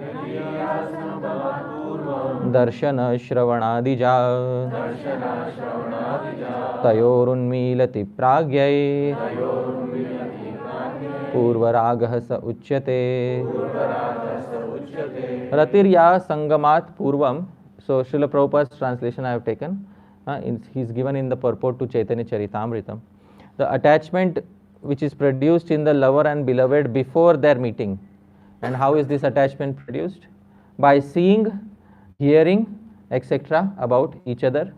And when such attachment becomes very palatable by the mixture of 4 ingredients of rasa, vibhav, anubhav, etc., that feeling is called as what? Purva Rag. In the Padyavali, Sri Rupa Goswami is going to describe many verses of Purva Rag. I have taken a few verses previously, but I am taking slightly different set of verses now about Purva Rag. It is basically, Purva Rag is a stage of separation, because Sri Radha and Krishna, they are growing up in Sri Vraja, and while growing up in Sri Vraja, what is happening is they are developing this budding attachment for each other, but they are not freely able to meet each other. The reason for not being able to freely meet is restrictions of society. And now the society also needs to be such that it should put some restriction in the meeting of Sri Sri Radha and Krishna. Today's society, I have said, has become much more liberal in that sense, and as a result, what happens is that even in the material world, people don't have any flavor remaining in the relationships that they experience even in the material world. In the spiritual world, everything is placed in such a way that everything becomes tasteful, especially the separation also becomes tasteful. So they wish to meet each other, but they are hesitant of the society. Sri Jiva Goswami, in his Gopal Champu, he mentions this. This verse is in the meter Shikharani. It is by Sri Gopal Champu. He is describing Purva Rag. I will sing the verse, same as Jagannath Ashtakam. Please repeat after me. Prasange chaviksha sprihitam anushanga vilashitam. Chaviksha sprihitam anushanga vilashitam. Prithag lokadveshah prati samayam udvega kalana. Lokadveshah prati samayam udvega kalana. Ime bhava yugme yugapaduditastat kramavashat. भावायुग्मे युगपदुदितास्तक्रमवशात् अहो दूरस्थित्योरभिदयोरे करुचिता दूरस्थित्योरभिदयोरे करुचिता Shikharini. So this dear devotees is Shikharini meter. So Sri Jiva Goswami describes what is Purva Rag in his Gopal Champu. Prasanga Ichha. There is immense desire to meet. But is it possible to easily meet? No. What is stopping them from meeting, dear devotees? Society. Society prevents them from meeting each other. Viksha Sprihitam. Forget about meeting, there is a desire to freely gaze at each other. Is it possible to even freely gaze at each other? No. Because Sri Krishna may start gazing freely at Sri Radha, and then some friend may notice, and then He's falling unconscious. yeah. What happened? What happened? Even if he tries to gaze for a long time, somebody else may notice, and then they may spread the news everywhere that the son of Nanda Maharaj fell for the daughter of Maharaj Vrishabhanu. And our Bhagwan's ego is such that he doesn't want to be the first one falling in love. Or at least he wants to pretend not to be the first one to declare his weakness in front of the entire world. So in this way, our Bhagwan, Viksha Sprihitam, he has desire to look, and Sri Radha also has the desire to look, but it's not possible. Anushanga Abhilashitam, and freely they want to speak and associate with each other, but it's not possible. Prithag Loka Dveshaha, and there is Dvesh. What is Dvesh, dear devotees? Envy, jealousy. Prithag Loka, jealousy for those people who are preventing their union. Negative feelings for those people who are preventing their union. Prati Samayam, and at all the times, Udvega Kalana, there is a constant pain in the heart. Ime bhava yugme yugapad uditas. All these feelings arose simultaneously in the hearts of both of them. Both of whom? Shri Radha Krishna. Krama Vashad. Why? Because sequentially they are growing up in Sri Vrindavan. Sri Jiva Goswami says, Aho, how wonderful. Durasthityor, although they both are situated far away from each other, Daitayor, but since they are lovers, Ekaruchita, the emotions they are experiencing are exactly the same. Rarely does it happen that two people who are situated far away from each other go through the same set of emotions. For the first time, it is happening that two people who are situated so far away from each other are experiencing the same emotions towards each other. This is Sri Radha and Krishna developing feelings of Purva Rag for each other. Kindly read the translation. The desire to be introduced to each other, the desire to see each other freely and meet each other, the natural disdain for those who prevent such a meeting, and the signs of mental agitation at all times. These symptoms were produced simultaneously in both of them. Wonderful is that love which produces similar desires in two entities who are situated far away from each other. All right. So we are now speaking about rasa, and see how far this is from the path of dry impersonalism that is usually taught in the form of vairagya. And this rasa has the capability to completely nourish the heart, to completely drench the heart and make it alive.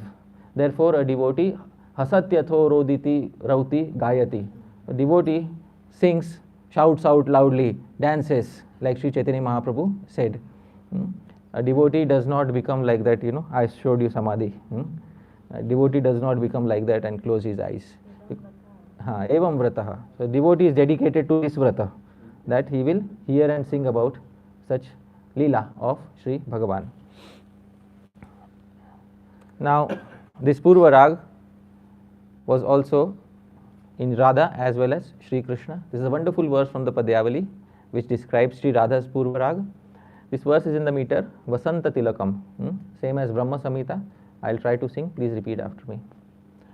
Indi barodar sahodar medura shri वरोदर सहोदर मे इंदी वरोदर सहोदर मे दुरश्री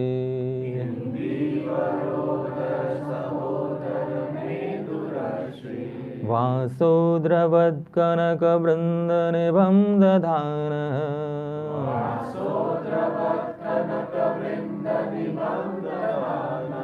आमुक्तमौक्तिकमनोहर हार वक्षा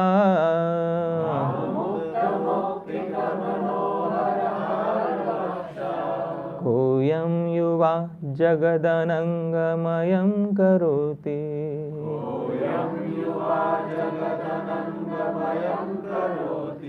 कोऽयं युवा जगदनङ्गमयं करोति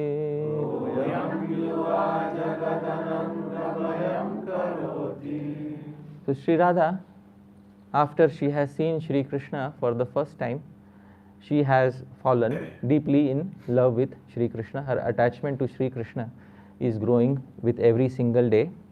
But there is no possible way of meeting him directly.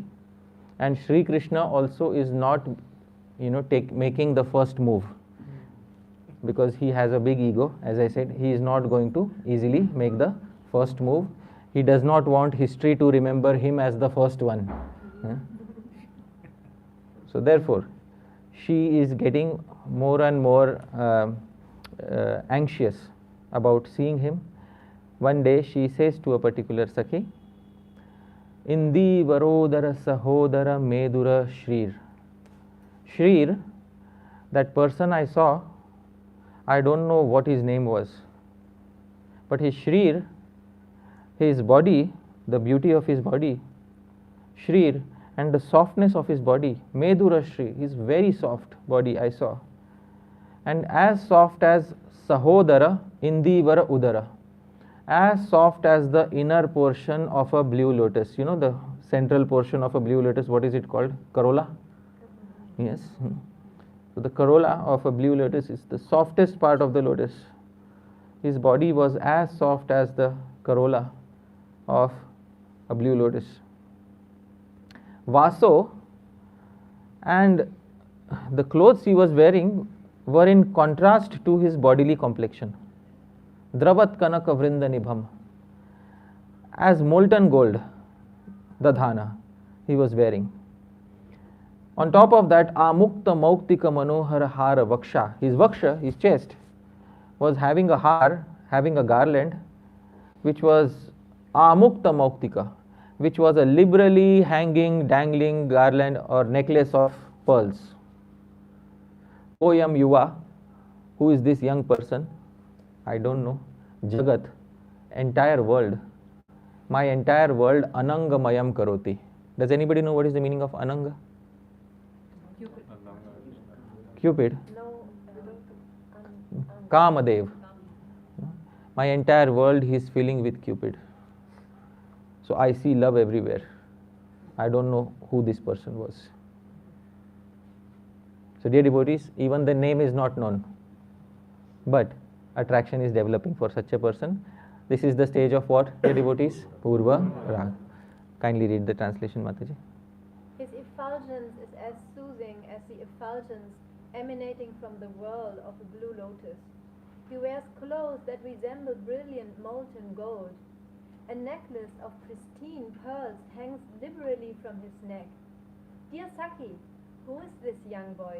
His anga, body, is making the entire world completely ananga, devoid of a body, or full of Cupid.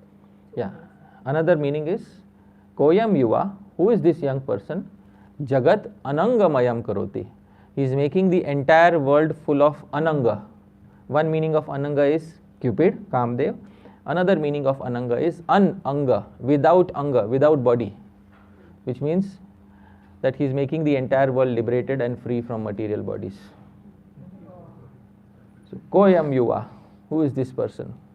Jagat Anangamayam Karoti. He is making the entire world full of love, and he is making the entire world also free from material existence.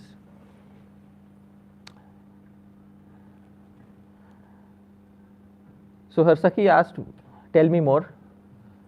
So she described. I only know that his name is Vanamali. What is his name? Vanamali. And this name is derived by his characteristics. I saw him wearing a garland, and that garland was made out of the flowers of the forest. So this person believes in organic garlands. He wears he wears this garland of forest flowers. So then Sri Radha expressed another verse. This verse is by Sri Sarva Vidya Vinod. It's in the meter Arya. I'll sing it. Please repeat after me. Dravinam bhavanam apatyam. Dravinam bhavanam apatyam. Tavan mitram tatha bijatyam cha. Tavan mitram tatha bijatyam cha.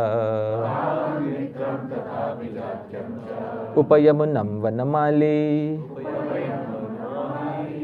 Upayamunam vanamali. Yavan netrena nartayati. Yavan netrena nartayati. So, Arya meter, she sings. See, in the spiritual world, Brahma Samhita says every step is a dance and every word is a song.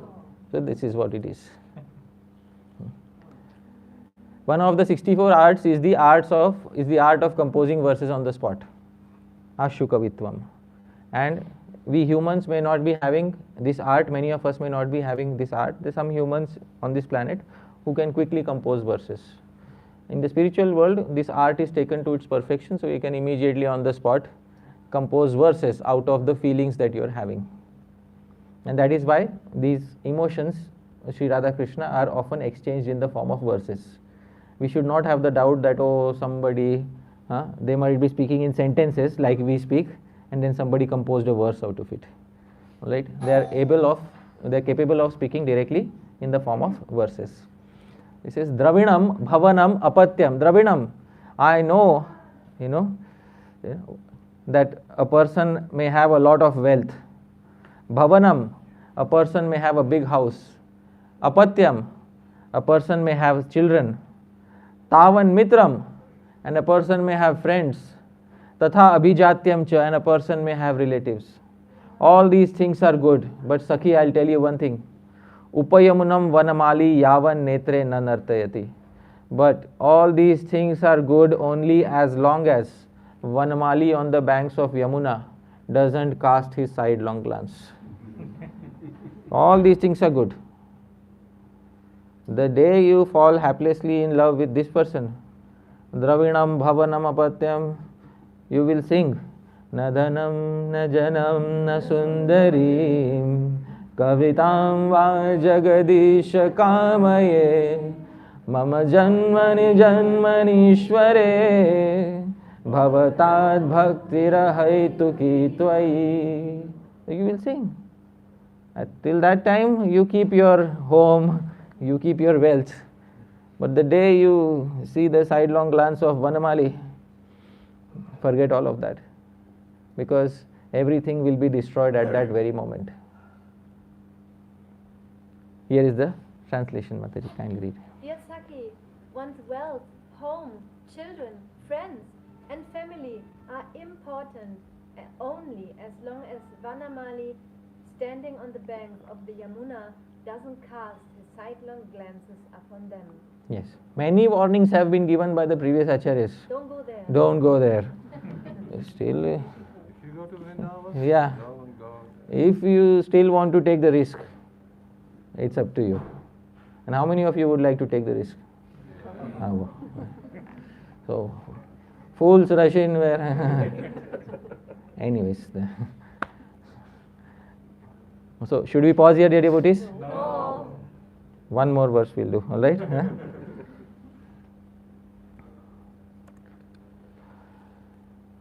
It's another verse of Purvarag. So, the Sakhi says to Sri Radha, alright, I understand. You forget everything when he casts his sidelong glance. You forget everything. I understand. But when you go to see him, people are noticing you. And those elders in the house who are expert in the art of reading body language, they know that something is wrong with you. Because the elders in the home are expert in reading somebody's body language. They know that you have somebody else in mind. They have this doubt, and they may say that you belong to a very noble family, Shri Radha, very noble family, and you have a good husband, and you have such piety. Why are you spoiling everything, for that one dark person?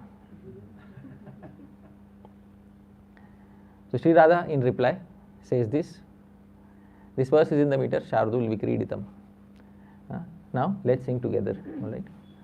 Satyam jalpasi dussaha khalagira, satyam kulam nirmalam, satyam nishkarunopyayam sahachara, satyam sudure sare, tatsarvam sakhinis smarami jhatiti, shrotratithir jayate, चेदुन्माद Mukund Manju Murali निस्वान रागोद्गति.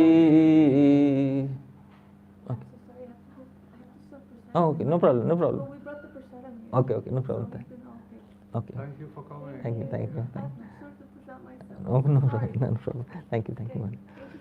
Thank you. Okay. So Sri Radha says to her friend, Satyam, what you say is the truth. Dear friend, Sakhi, what you say is the truth. Satyam jalpasi, you are speaking the truth. Dussaha khalagira, it is so difficult to tolerate the harsh words of these elders, these so-called protectors of morality in the society, who are telling me, it's so difficult to tolerate their words. Satyam kulam nirmalam, you are also speaking the truth, that I belong to a noble family. Kulam nirmalam. Satyam nishkarunopyayam. And also another truth is that this Krishna is also most crooked person, most merciless in nature. Most merciless in nature. God knows what happened, my misfortune, I fell in love with one of the most merciless people in entire existence. Very cruel. Satyam sudure sarit. It's also true that Yamuna is far away from my home. Everybody notices. And people, they cast so many accusations against me. And ideally I should, not go in that direction. Tat sarvam sakhi nismarami. But I forget all of this. Jhatiti. Quickly I forget. I don't know what happens to me. I quickly forget. Jhatiti. Hindi mein say jhatke mein. Jhatiti. In single instant I forget. Shrotratithir jayate. As soon as something becomes a guest in my ears. What becomes a guest? Unmad mukund manju murli niswan ragodgatihi. Rag udgatihi. The fifth note, sweet fifth note of raga emanating from the murli, the sweet murli of that person named Mukunda. As soon as that raga enters, that this raga doesn't mean this raga means musical raga. As soon as this raga enters within my ears, as soon as this raga of the fifth note of Mukunda's flute enters, becomes a guest on the doorways of my ears, I forget everything.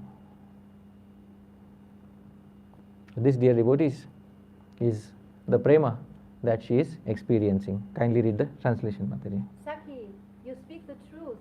It is true that the harsh rebukes of my superiors are very hard to bear. It is true that my family's reputation is spotless. It is true that this friend, Krishna, is merciless. It is true that the Yamuna is very far away. Still, when the beautiful, intoxicating sounds emanating from his flute become a guest in my ears, I immediately forget all of this. Dear devotees, look.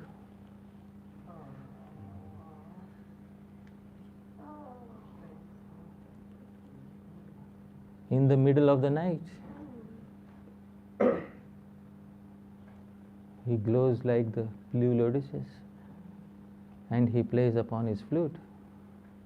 After coming out of the Yamuna, his body still trickling with the glistening drops from the Yamuna, his hair still wet from the waters of the Yamuna.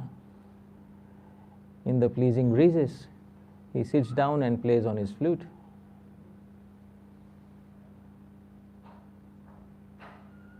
And I forget.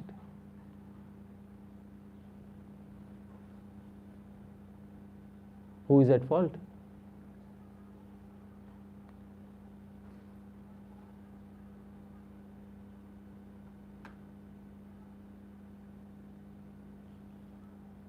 So dear devotees, if you are experiencing some tiny bit of attraction towards this person, I have to warn you in advance, okay?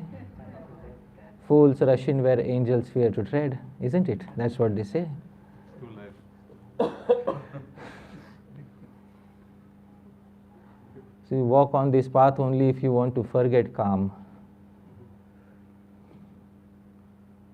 Walk on this path only if you want to finish your calm in this material world forever.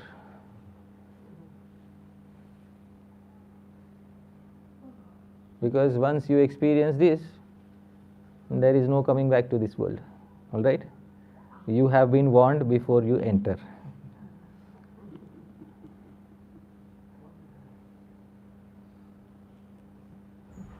So make the selection very carefully. You can happily remain in the material world cultivating renunciation, and I am nobody to stop you. That's your life. I am against nobody's renunciation. Those who wish to cultivate renunciation, may they become the biggest of sannyasis. I am nothing against them. Those who want to get liberated, let them get liberated as soon as possible. And if they are saying you will stay back in the material world and suffer, I am happy with that. All right? But you have been warned that if you are experiencing some movement of the heart, please be warned at this point of time. Welcome.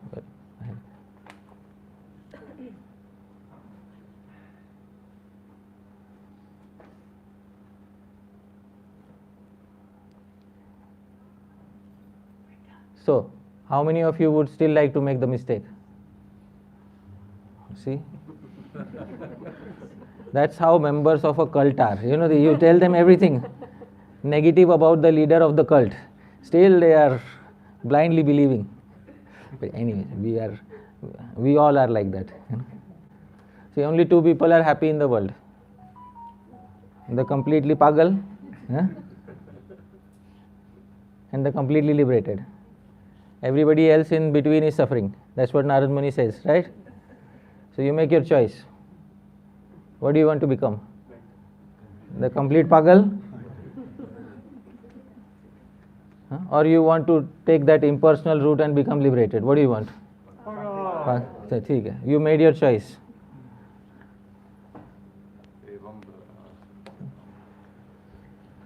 And then many people will say, oh, you are not cultivating vairagya, you are not cultivating gyan, you are not cultivating these things. They'll come and accuse you.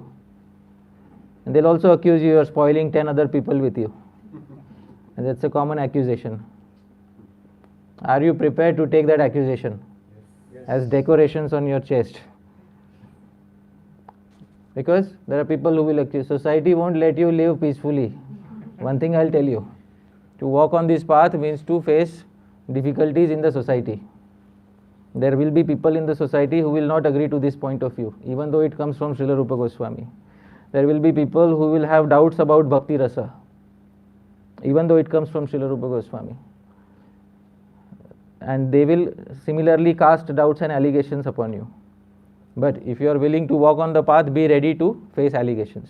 There's one thing my Guru Maharaj said, Sri Srimad Radha Govind Das Goswami Maharaj, he said one thing. Your prachar is not good if there is no opposition. The more opposition. Yeah. Your prachar is not good as long as there is no opposition.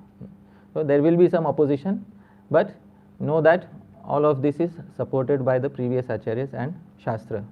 People will say, oh, you will stay back in the material world for lack of cultivating renunciation. But Sri Ishwar Puri has something else to say. This is Sri Ishwar Puri's desire, dear devotees. This verse is also in the Padyavali. One last verse for today, then we'll pause. Same meter.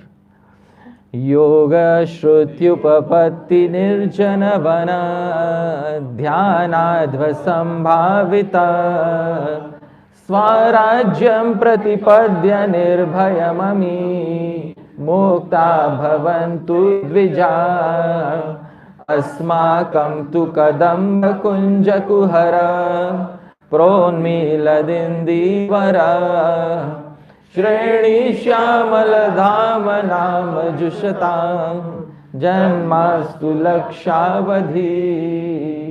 Sri Ishwar Puri says, I am willing to tolerate all these accusations. He is himself a sannyasi initiated in the Sampradaya of Sri Adi Shankaracharya. Of course, he is facing accusations from all the co-sannyasis who see him relishing verses like this. So he says, yoga, there are people who are practicing Ashtanga Yoga. Shruti Upapatti, there are some people who are studying the Vedas and Upanishads. Nirjana Vana Dhyana, there are some people who are meditating in the solitary forest. Adhva, there are some people who are taking arduous pilgrimages. Sambhavita, it is definitely possible for all these people. I pray that it is possible. That Swarajyam Pratipadya, they will attain liberation. Nirbhayamami, they will become fearless. Mukta Bhavantu Dvija, let them all get liberated before me. I'll stay behind. We took a vow yesterday. Do you remember? Forgot. No. You remember? Acha. What was the vow? We do not want to go back to Godhead. Yeah, so declared yesterday. We don't want to go back to God. Mataji, please read what Sri Ishwar Puri is saying. Through Ashtanga Yoga, studying the Vedas, meditating on impersonal Brahman in a solitary forest, or visiting various holy places, it is possible that those who are twice born may become liberated and fearless. Let them become liberated. We don't care. Yeah, I will be the last, all right, to exit the material world. Let me be not the first. Let me be the last. In my Shiksha Guru, Sri Govind Maharaj, he said this. I will be the last one, not the first one to exit. I will be the last one to exit. So what will you do suffering in the material world? What will you do? So asmakam tu. For us, however, asmakam is using the royal we. In English there is a we when it is used for oneself. Asmakam tu. We, however, have a greater pride than becoming liberated. Kadamba kunja kuhara pronmila indivara shreni shyamala dhama nama is big samas, big compound term. Kadamba kunja, there is a thick forest of kadamba trees. Kuhara, deep in the darkness of that forest. Pronmilad, and there is someone glowing inside. Indivara, like a host of blue lotuses. Shreni Shyamala Dhama, and he is the abode of dark beauty.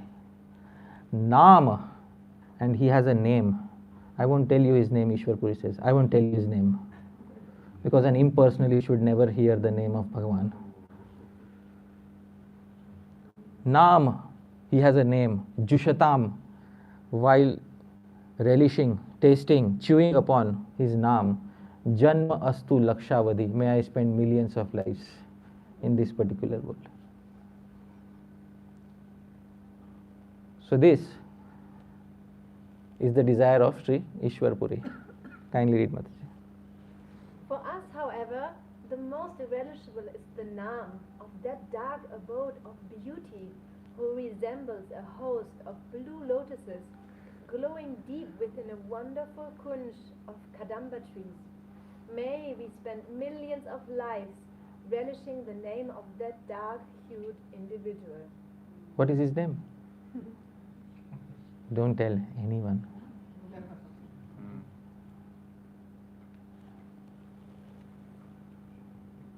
That's the individual.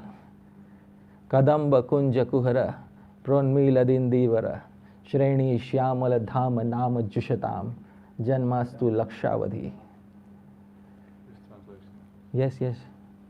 Please, I'll give you the mic. Yeah, I want to hear an alternate translation. Yes.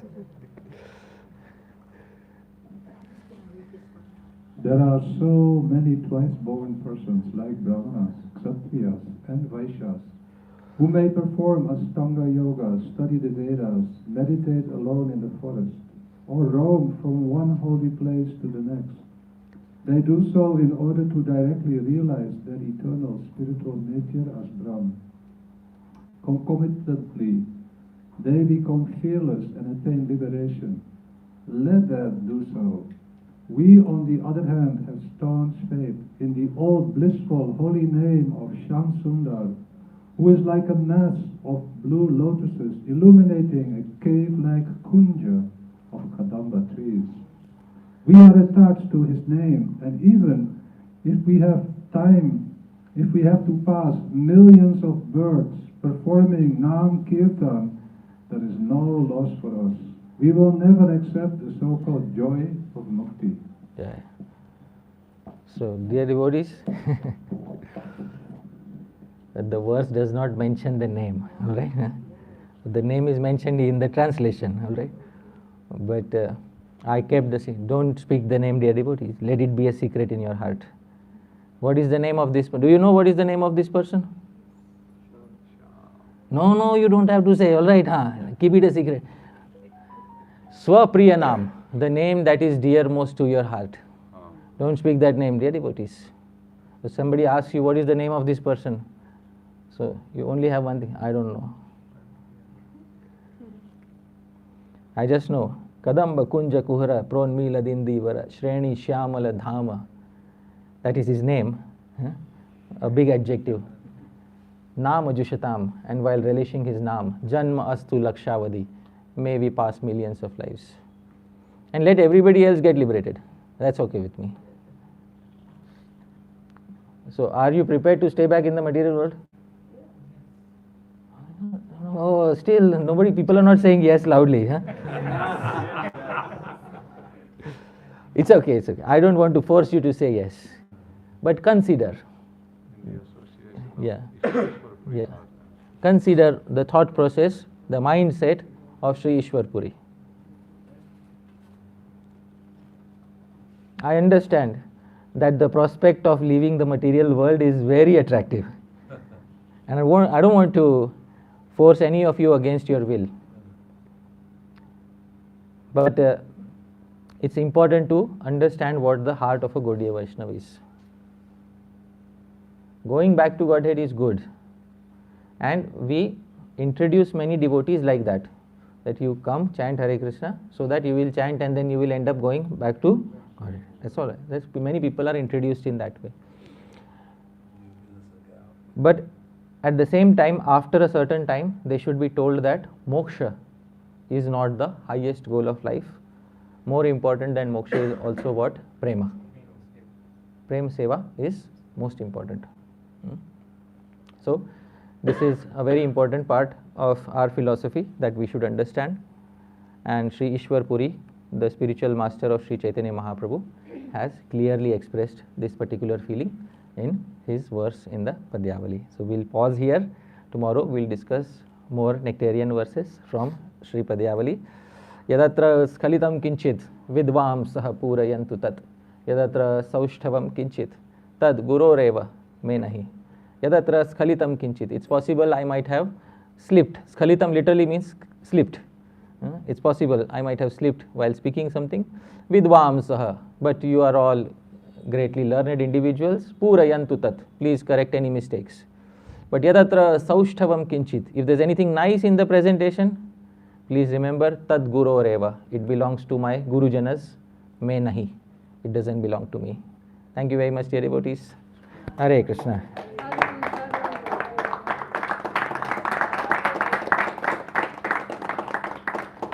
So, if we have time for Q&A, we can have. Otherwise, if devotees are getting late, then we can pause.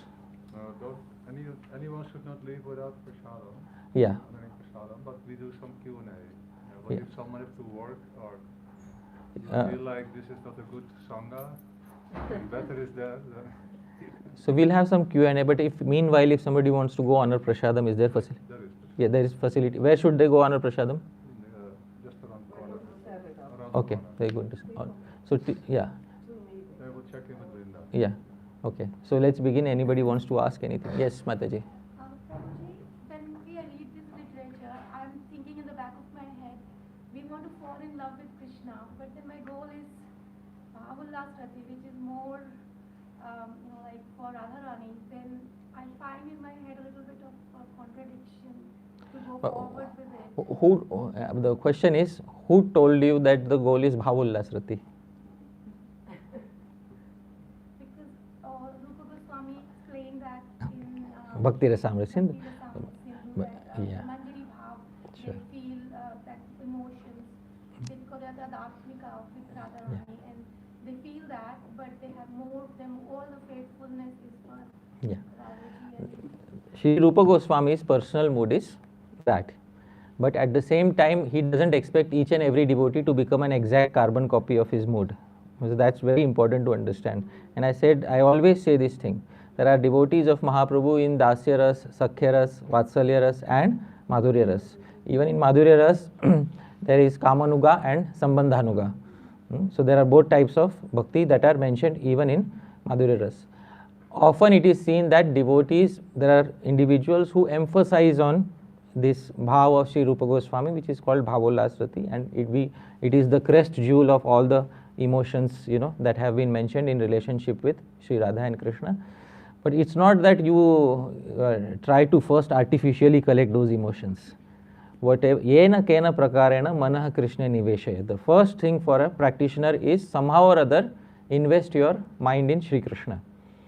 And then later, by the association of the Gurujanas, one's emotions will be properly redirected in such a way that one will end up in the final goal that is needed for us.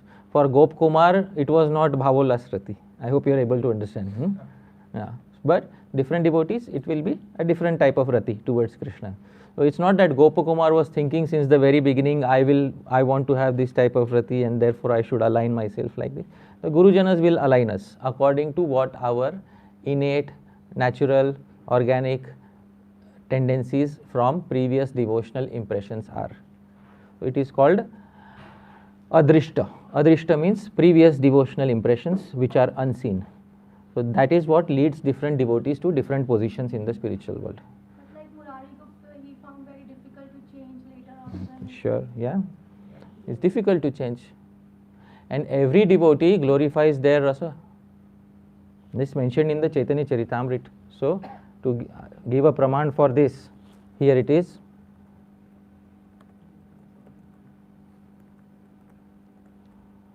Please sing after me. Kintu yara ye rasa. Se sarvotama.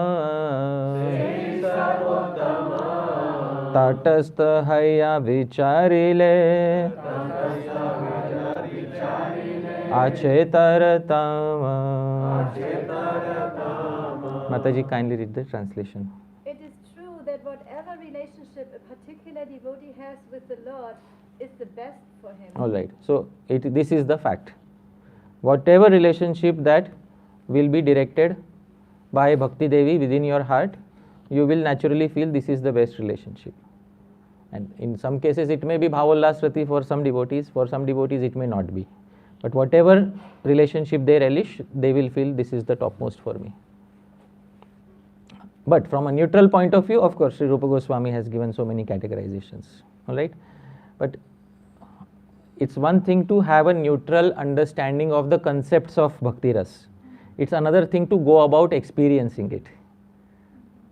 When you actually go about experiencing it, you may end up finding more taste in something else, which is all right. It's not that if you are in Sakhya Ras or something, you are not a Rupanuga. Because it is Sri Rupa Goswami who gave descriptions of Sakhya Ras too.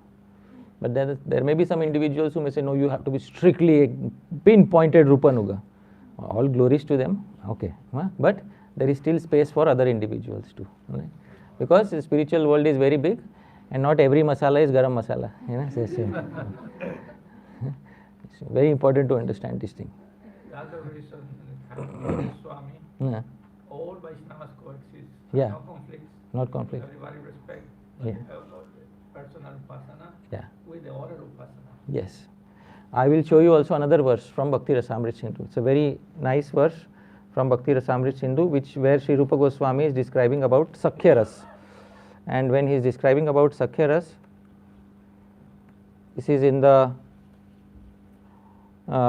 western direction of Bhakti Rasamrita Sindhu.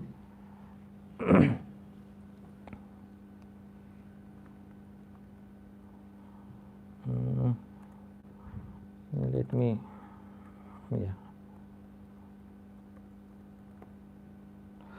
Yes.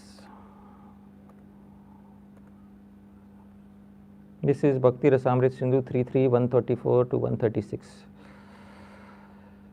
Please repeat after me. Prite cha vatsale chapi Krishna tad bhaktayoh punah dvayoranyonnya bhavasya भिन्न जातीयता भवेत.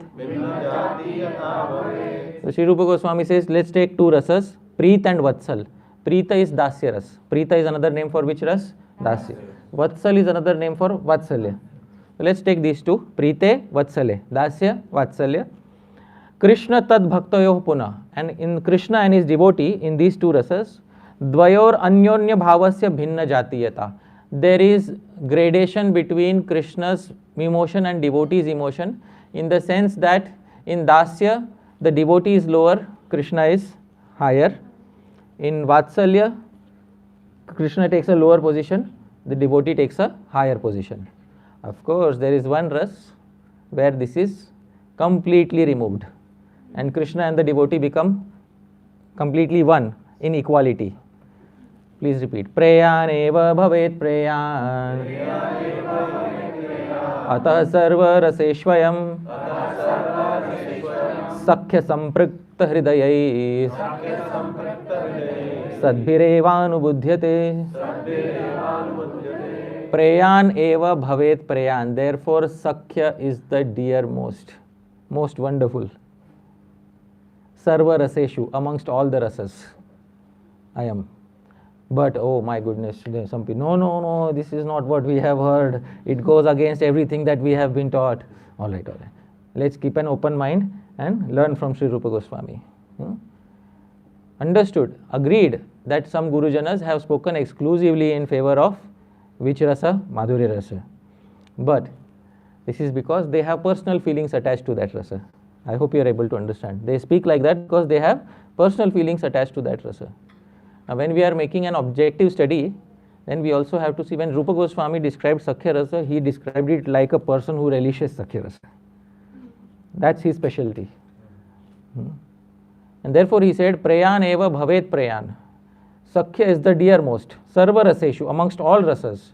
Sakhya samprikta hridaya sadbhirevanu. Only those whose hearts are completely drenched in Sakhya Ras will experience this fact. Nobody else. Not a person who has Madhurya Ras. Only a person whose heart is drenched by which rasa? Sakhya. Now tell me, which is the highest rasa? Bolo. Yes? I've heard that Madhurya Rasa includes all the lesser rasas. Maybe not lesser, all the other rasas. Madhurya Ras includes the essential elements of all the other rasas. Does it include all the small details of all the other rasas? You know, like sometimes Radharani may act like she may mother Krishna. Of course. And sometimes she will be friend. Of course. But does the act of feeding breast milk occur in Madhurya Ras? No, I don't think so. No. Hence proved that the essential elements of the other rasas are included. But every rasa has its own flavor. Somebody may eat a mango and may say, now I ate the perfection of all the fruits. How many of you have tasted an Alfonso mango? From Bombay. Yeah, from the best mangoes. The best mangoes in the world. It's from our stomping ground. West India. Yeah, western part of India. It grows in the. But in the realm of love, there is an intensity Yeah. that increases and increases. Yeah. It goes up to the topmost limit. Yes. Where there is the topmost relishment and the topmost pleasure Of course. be provided. Of course, that is, if you say Mahabhav and higher levels, objectively you graded, and Sri Rupa Goswami also has experienced. Wonderful.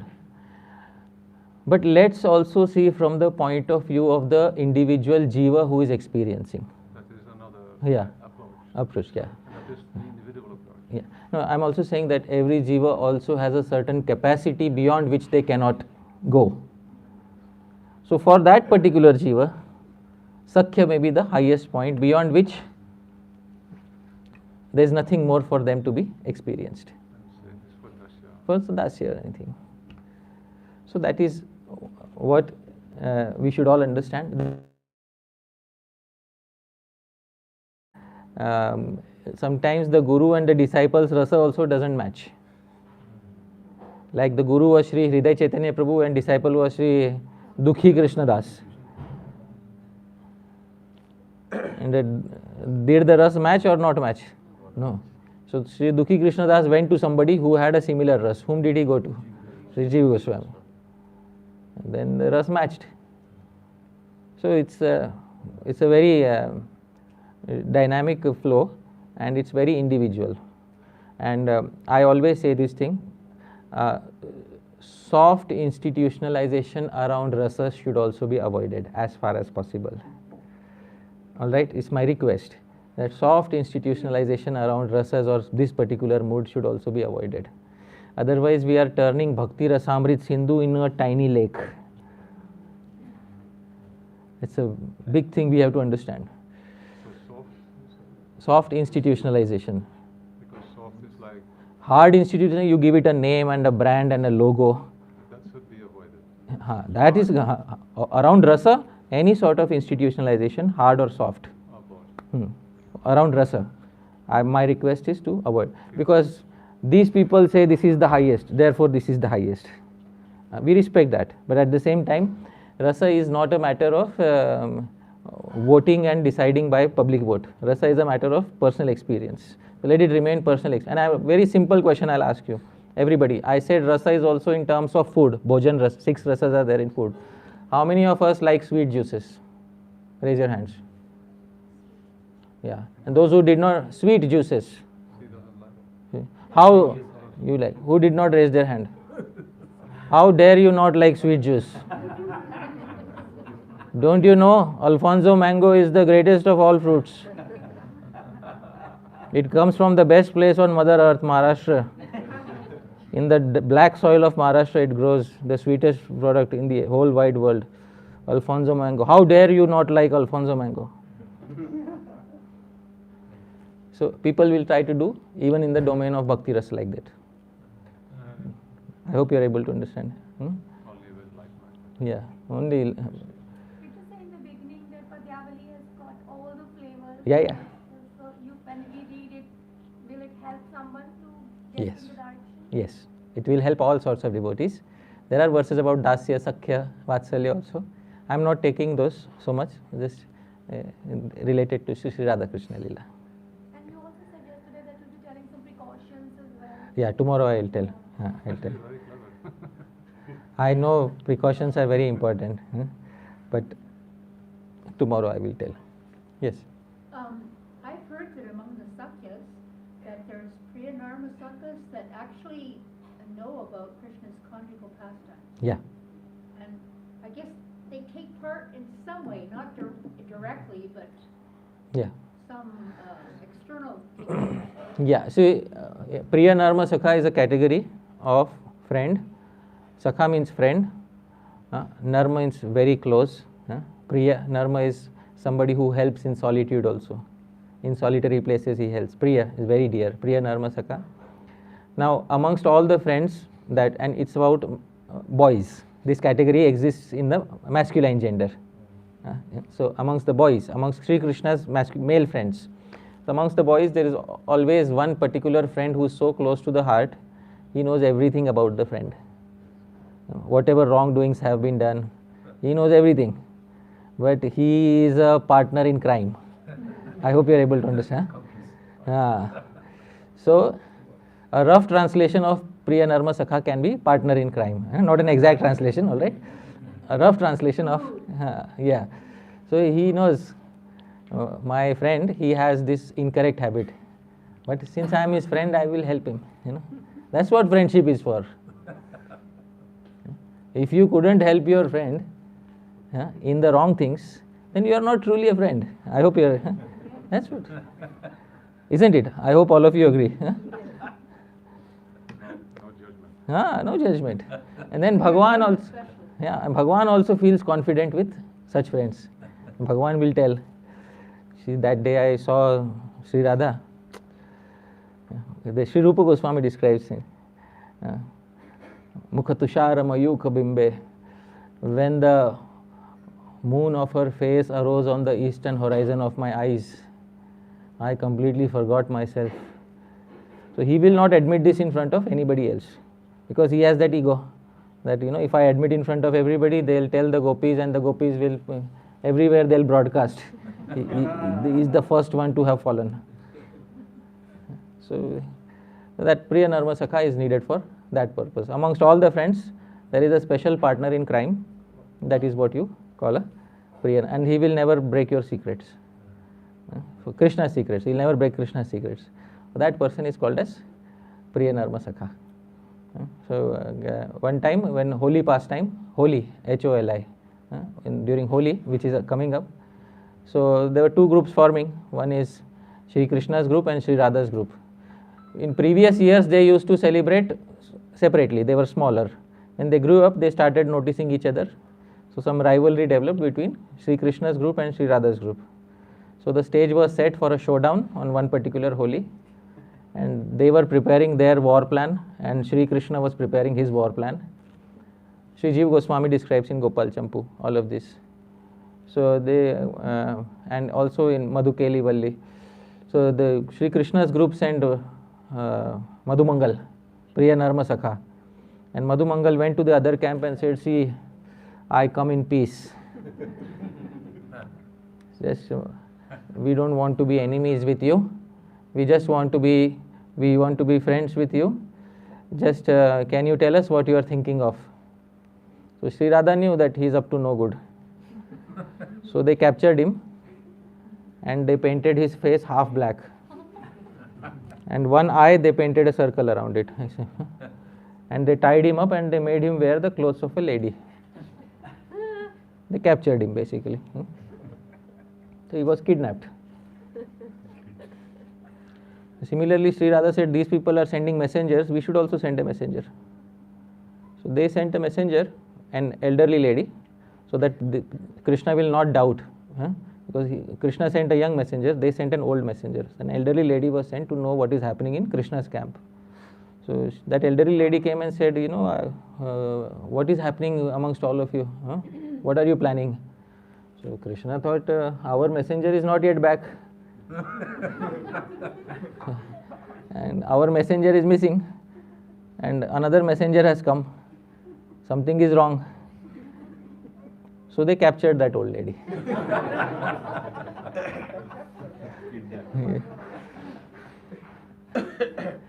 And they tied her hands, okay?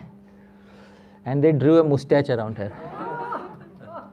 A beard and moustache around her. And they gave her, they put clothes of a man. And then finally, both groups came near each other. And then Sri Radha's group said, we have a very beautiful young girl. She is eligible for marriage. Can you find somebody for her? And then she showed this girl, who had one black eye. So Sri Krishna said, yes, I have a perfectly eligible boy for her.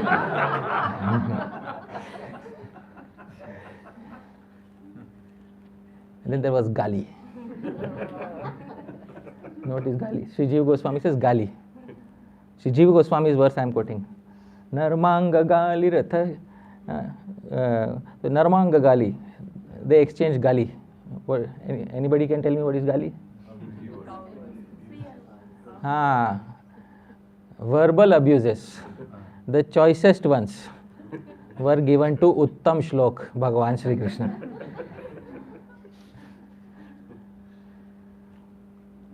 Dandi Prapatana Nivartana Keli Riti, they threatened each other with sticks.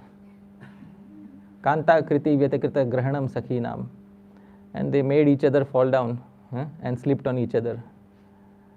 And Hari Hori Kaya, this was the great war on Holi. Sri Jiva Goswami says in Gopal Champu. So, Priya Narmasakha, in the material world, he says, we can say a friend who is willing to take a bullet for you, right? But this is a friend who is your partner in crime, right? That is for Sri Krishna. Okay, I explain sometimes with some material examples, so it becomes easier to understand. All right, although spiritual world is a completely different reality. Some material examples make it easier to understand. So, partner in crime is not a literal translation of Priya Narmasakha, or a friend who is willing to take a bullet for you is not a literal translation of Priya Narmasakha. But I don't want to do translations, I want to do transcreations. The feeling of that term should be transcreated within your heart, and therefore I am giving these approximate references.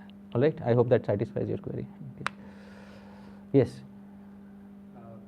Like you were explaining the difference between the bhakti rasa and material rasas.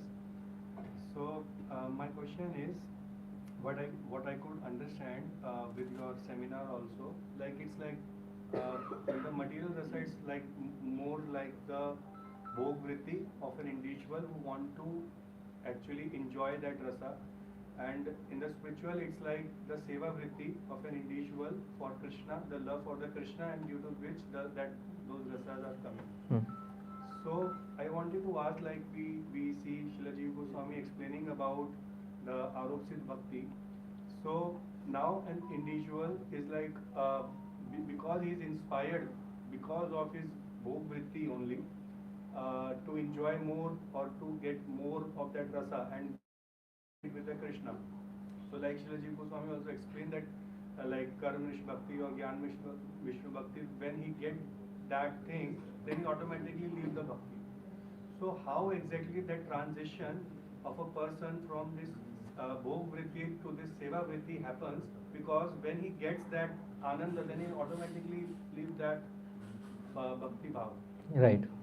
So how does the transition happen of a person who has the mentality of enjoying the material world from the position of somebody who wants to just render seva?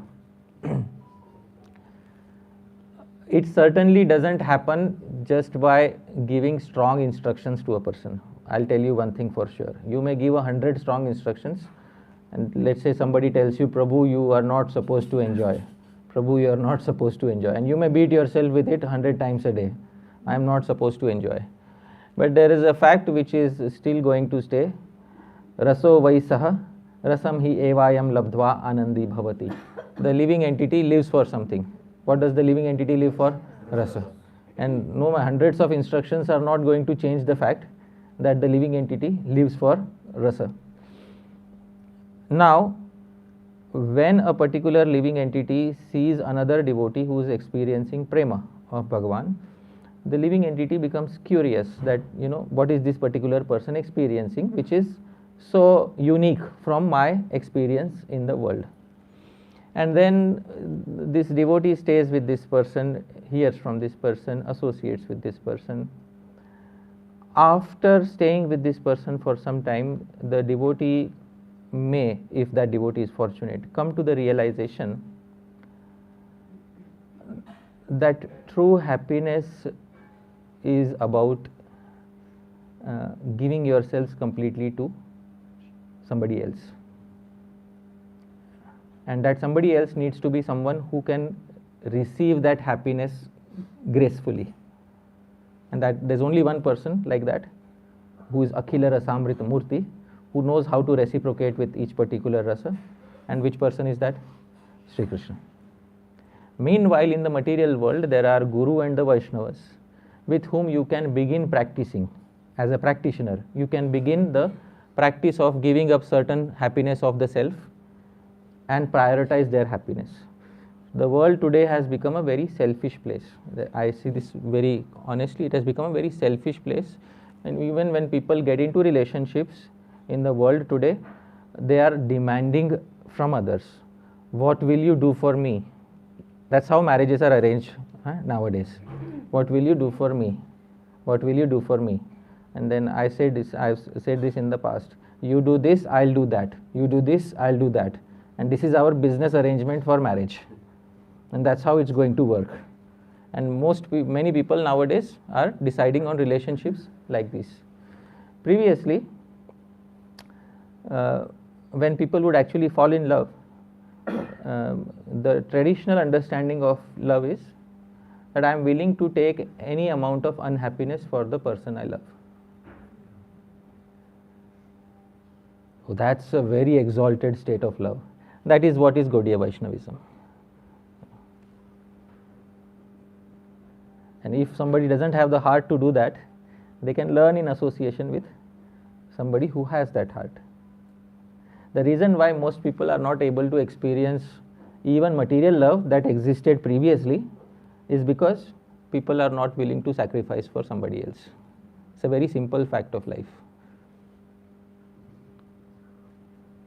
And because of this tendency of not being able to sacrifice for somebody else, love becomes a business transaction, and then you keep demanding love. And I always say one thing, it's a very pathetic state of love where you have to demand love from somebody. It's a very pathetic place to be in, where you have to forcibly demand your love from somebody. Either you get it or you don't. I hope you're able to understand. Either you get it or you don't.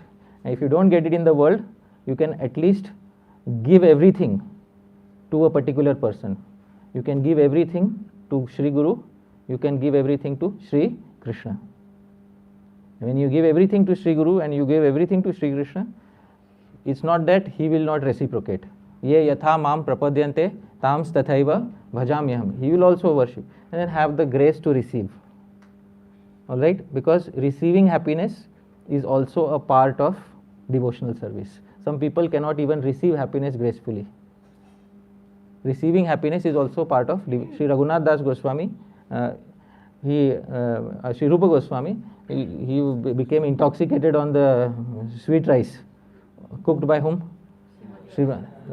His mind is not saying, oh, I'm enjoying happiness, so I should stop here. He is not an impersonalist.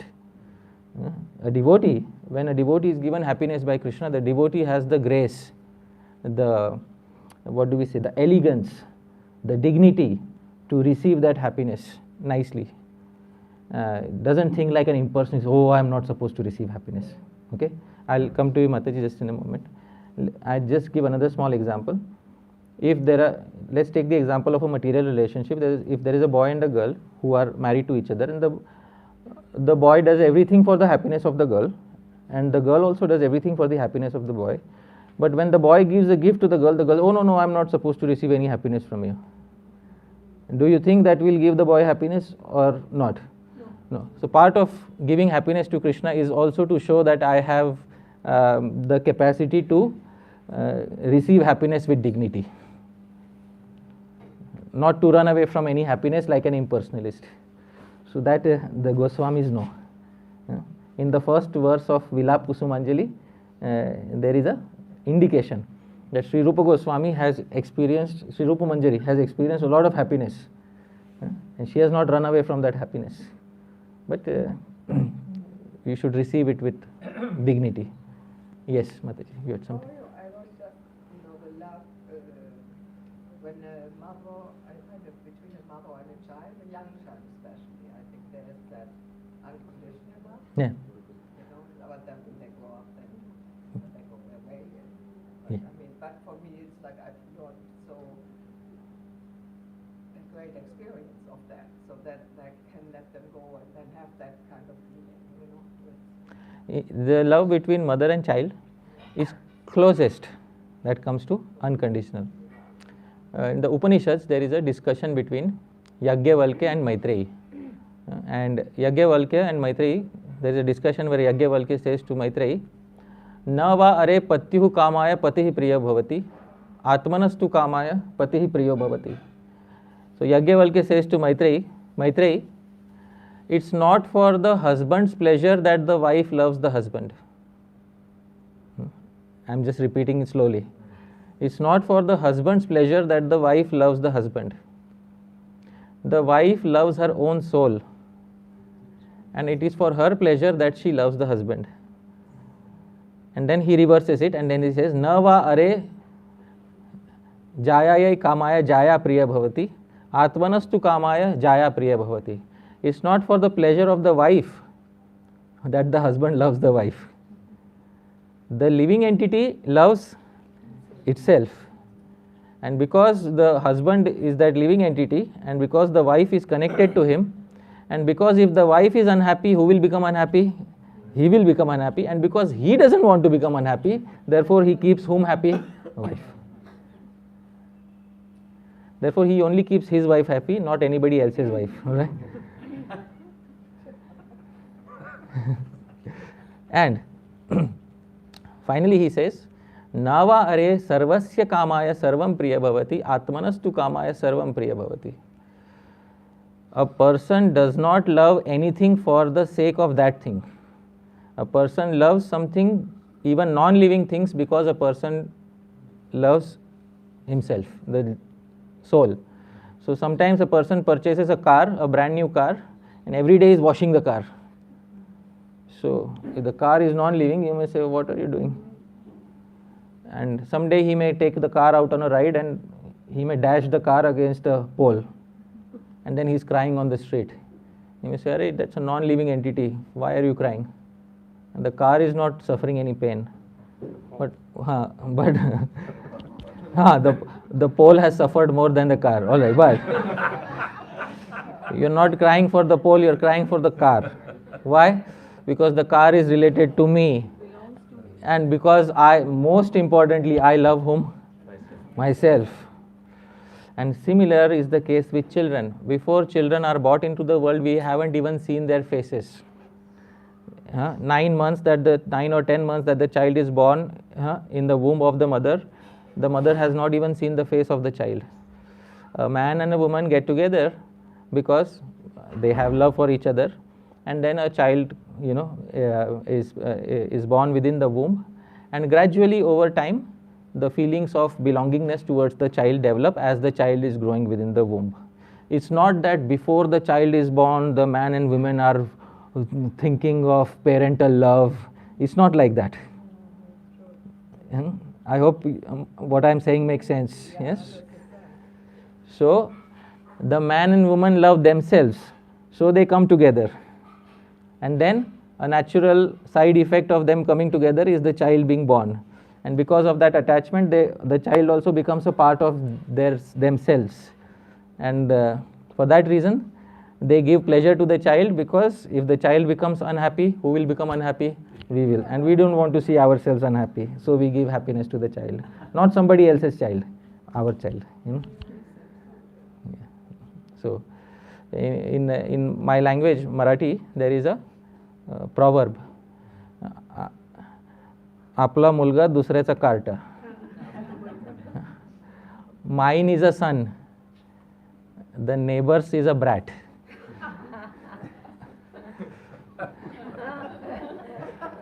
My son is a son. My son is a son. The neighbor's son is a brat. I did as far as possible I translated, okay? आपलं पोरगा दुसऱ्याचं cart. You understand Marathi? Okay. You understand? Yeah, I understand Muluya. So that is what. Yeah, so that is what it is. So I hope that answers the query. Yes. Okay. So it's closest, but it's still very egoistic. Of course. Some parents reject the children. You become Hare Krishna. That, discarded from the family property. So there are some parents who are like, where is the unconditionality? You can ask. But there is no unconditionality in those cases. In some cases, the mothers, not fathers. See, I told you all beauty has been invested mainly in one gender by Bhagwan. Which gender? Feminine. So mothers, most of them, they will Many of them, if they have that heart, they will nourish the child irrespective of what the child does. But very few mothers are like that. It takes great good fortune to have a mother like that. And anybody who has a mother like that should take utmost care of respecting such a mother, because it's only by great piety that such mothers are attained, not otherwise. Yes. But then some mothers would say, oh, my son, he could never, oh no, you must be wrong, he didn't do that. Yeah. And then the boy does more and more things, then the story is then he commits murder and he's going to be hung. And he says, I want to whisper in my mother's ear. Yeah, yeah. And so sometimes when the mother's like that, it's too lenient. Yeah, and therefore, this type of prema, if it exists in the material world, it will harm the other jiva. But if this type of prema can only exist safely in one place, in the spiritual world, there is no possibility for it to exist here. Because in the material world, there is a phrase in Sanskrit, ati sarvatra varjayat. Overdose of anything is to be avoided. Overdose of anything is to be avoided. Somebody becomes too beautiful, can't walk on the street. Somebody becomes too famous, for a normal person to walk from here to Krishna Balaram Mandir will take 10 minutes. For a famous person, it may take 2 hours. Isn't it? So that it's a ati sarvatra varjayat. Yeah. For Yashoda and Krishna, it is all suitable because it's a spiritual world. Yoga Maya has a completely different framework. There are no limitations of the material world. So it all works so wonderfully. Therefore, Sri Jiva Goswami said the prema in this world is not even a drop in the ocean of the prema that exists in that world. Alright, I think it's a good time to stop. Yeah? Acha, one last question and then we'll stop. People are getting little. It's like the jivas in the body of Mahavishnu are before the beginning of the creation. Alright, yeah. Yes. Yesterday I was talking to Madhajis and they were not aware of Prabhuji is given lots of talks on Sri Shikshashtakam and Upadesh Amrita. So kindly please connect to his YouTube channel. And that's really wonderful and I'm sure you will benefit by all his talks. And coming to my question, thank you Prabhu so much for your wonderful, wonderful sessions all the time. Every session is a better one. Hare Krishna. I have two small questions and one big one, so please bear with me. Padyavali, you said it's feminine. So prose is pulling or masculine? Or Padya and Gadya are both neuter gender. But when you add Avali, Avali is feminine gender. So Sri Rupa Goswami could have written similarly Padya Samuha, group of verses, but it would become masculine gender. So Sri Rupa Goswami purposely wanted the text to be in which gender? Feminine. So he added a feminine term after Padya, Avali. So Avali is series. Padyanam Avali iti Padyavali. Series of poetry is called Padyavali. Second question, why did Srila Prabhupada say in the western side there is some incident or some... Chaitanya Charitamrita says, Srila Prabhupada is just translating it faithfully. Why did Mahaprabhu say like that? Was there some incident or something like that? See, I'll tell you one thing about people from the western side of India. Like in America, they say, sorry, I'm a New Yorker. Please excuse my rough mannerisms. So the people from western part of India are slightly rough in their dealings. They are so rough in their dealings, they took back entire India from the Mughals. So they are very rough in their dealings. First hand experience, right? Yeah, and their eating habits are also like that. They don't eat gentle, spicy, very spicy. So that is, those who are from the western part of India, they can testify. Bland food doesn't attract their heart. Sometimes, some devotees came to me and said, Prabhu, you like spicy food? I said, yeah, because cultural conditioning. I said, yeah. So they quoted a verse from the Gita.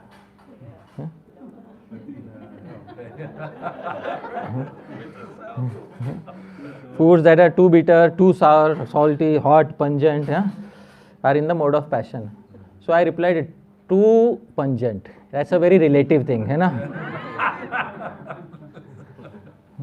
Too pungent is a very relative thing. Krishna said ati. It's relative to every human being. The commentators say pungent enough to bring tears from your eyes. That is relative from person to person, you know. And then I showed him another verse. I said, see the next verse. Food that is tasteless, here it is in the mode of ignorance. So there is a reply in the next verse. Food. So food should have taste, and the taste is obviously added by the spices, isn't it? Or food also has its natural taste. The thing is, food should not be bland, neither should it be too pungent. So you cook somewhere in between, stay in sattva guna. Right? My third question is, when you said Bhagavad Gita is a dukhala shashvata, and we don't want to be like see the world as miserable. This is for the rasikas. But when new people join and when you want to preach to them, you have to, everybody is experiencing dukkha. Yeah. You have to make them realize this is actually dukkha, and then they come out of that shell and realize, and then they slowly come to something else. Sure. So how do we, you cannot say, oh, you become a rasik to read. Not on day one. Not on day one. They can't become a rasik on day one. Agreed. It's called Badi Shamish Arpanya, Srila Baldev Vidyabhushan says. A person who is impure is given an impure motivation. Just as if you want to catch a fish, you can't attach halwa on the hook. You have to attach something impure on the hook. And only after attaching something impure on the hook will the fish be attracted, not otherwise. So you have to attach dharma, artha, kama, moksha on the hook. Become a devotee and you will be the most dharmic person. Become a devotee and you will be blessed with money. Become a devotee and all your material desires will come true. Become a devotee and you will end up going back to Godhead. Isn't it? So dharma, artha, kama and moksha are presented as bait to attract a person. But is the bait the actual final food? No. The actual final food is prema. After 10 years, after 15 years, they should know. That is, the presentation is meant for that audience. Alright? Yes, alright. Thank you so much. Hare Krishna. See, all the jivas are liberated from Mahavishnu's body and they are now they are ready to do their respective activities. Ananta Koti Vaishnav Vrinda ki jai.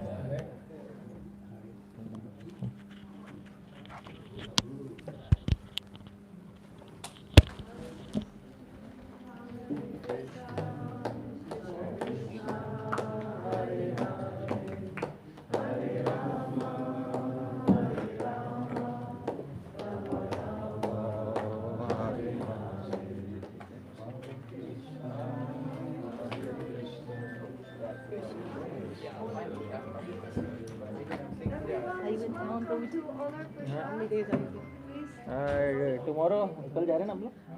कल शाम को जा रहे हैं. Anyway, I'm moving houses. So we are staying in a rent place. So once the new house is due, Okay. we'll do a nice. But I'll surely cook something and bring tomorrow.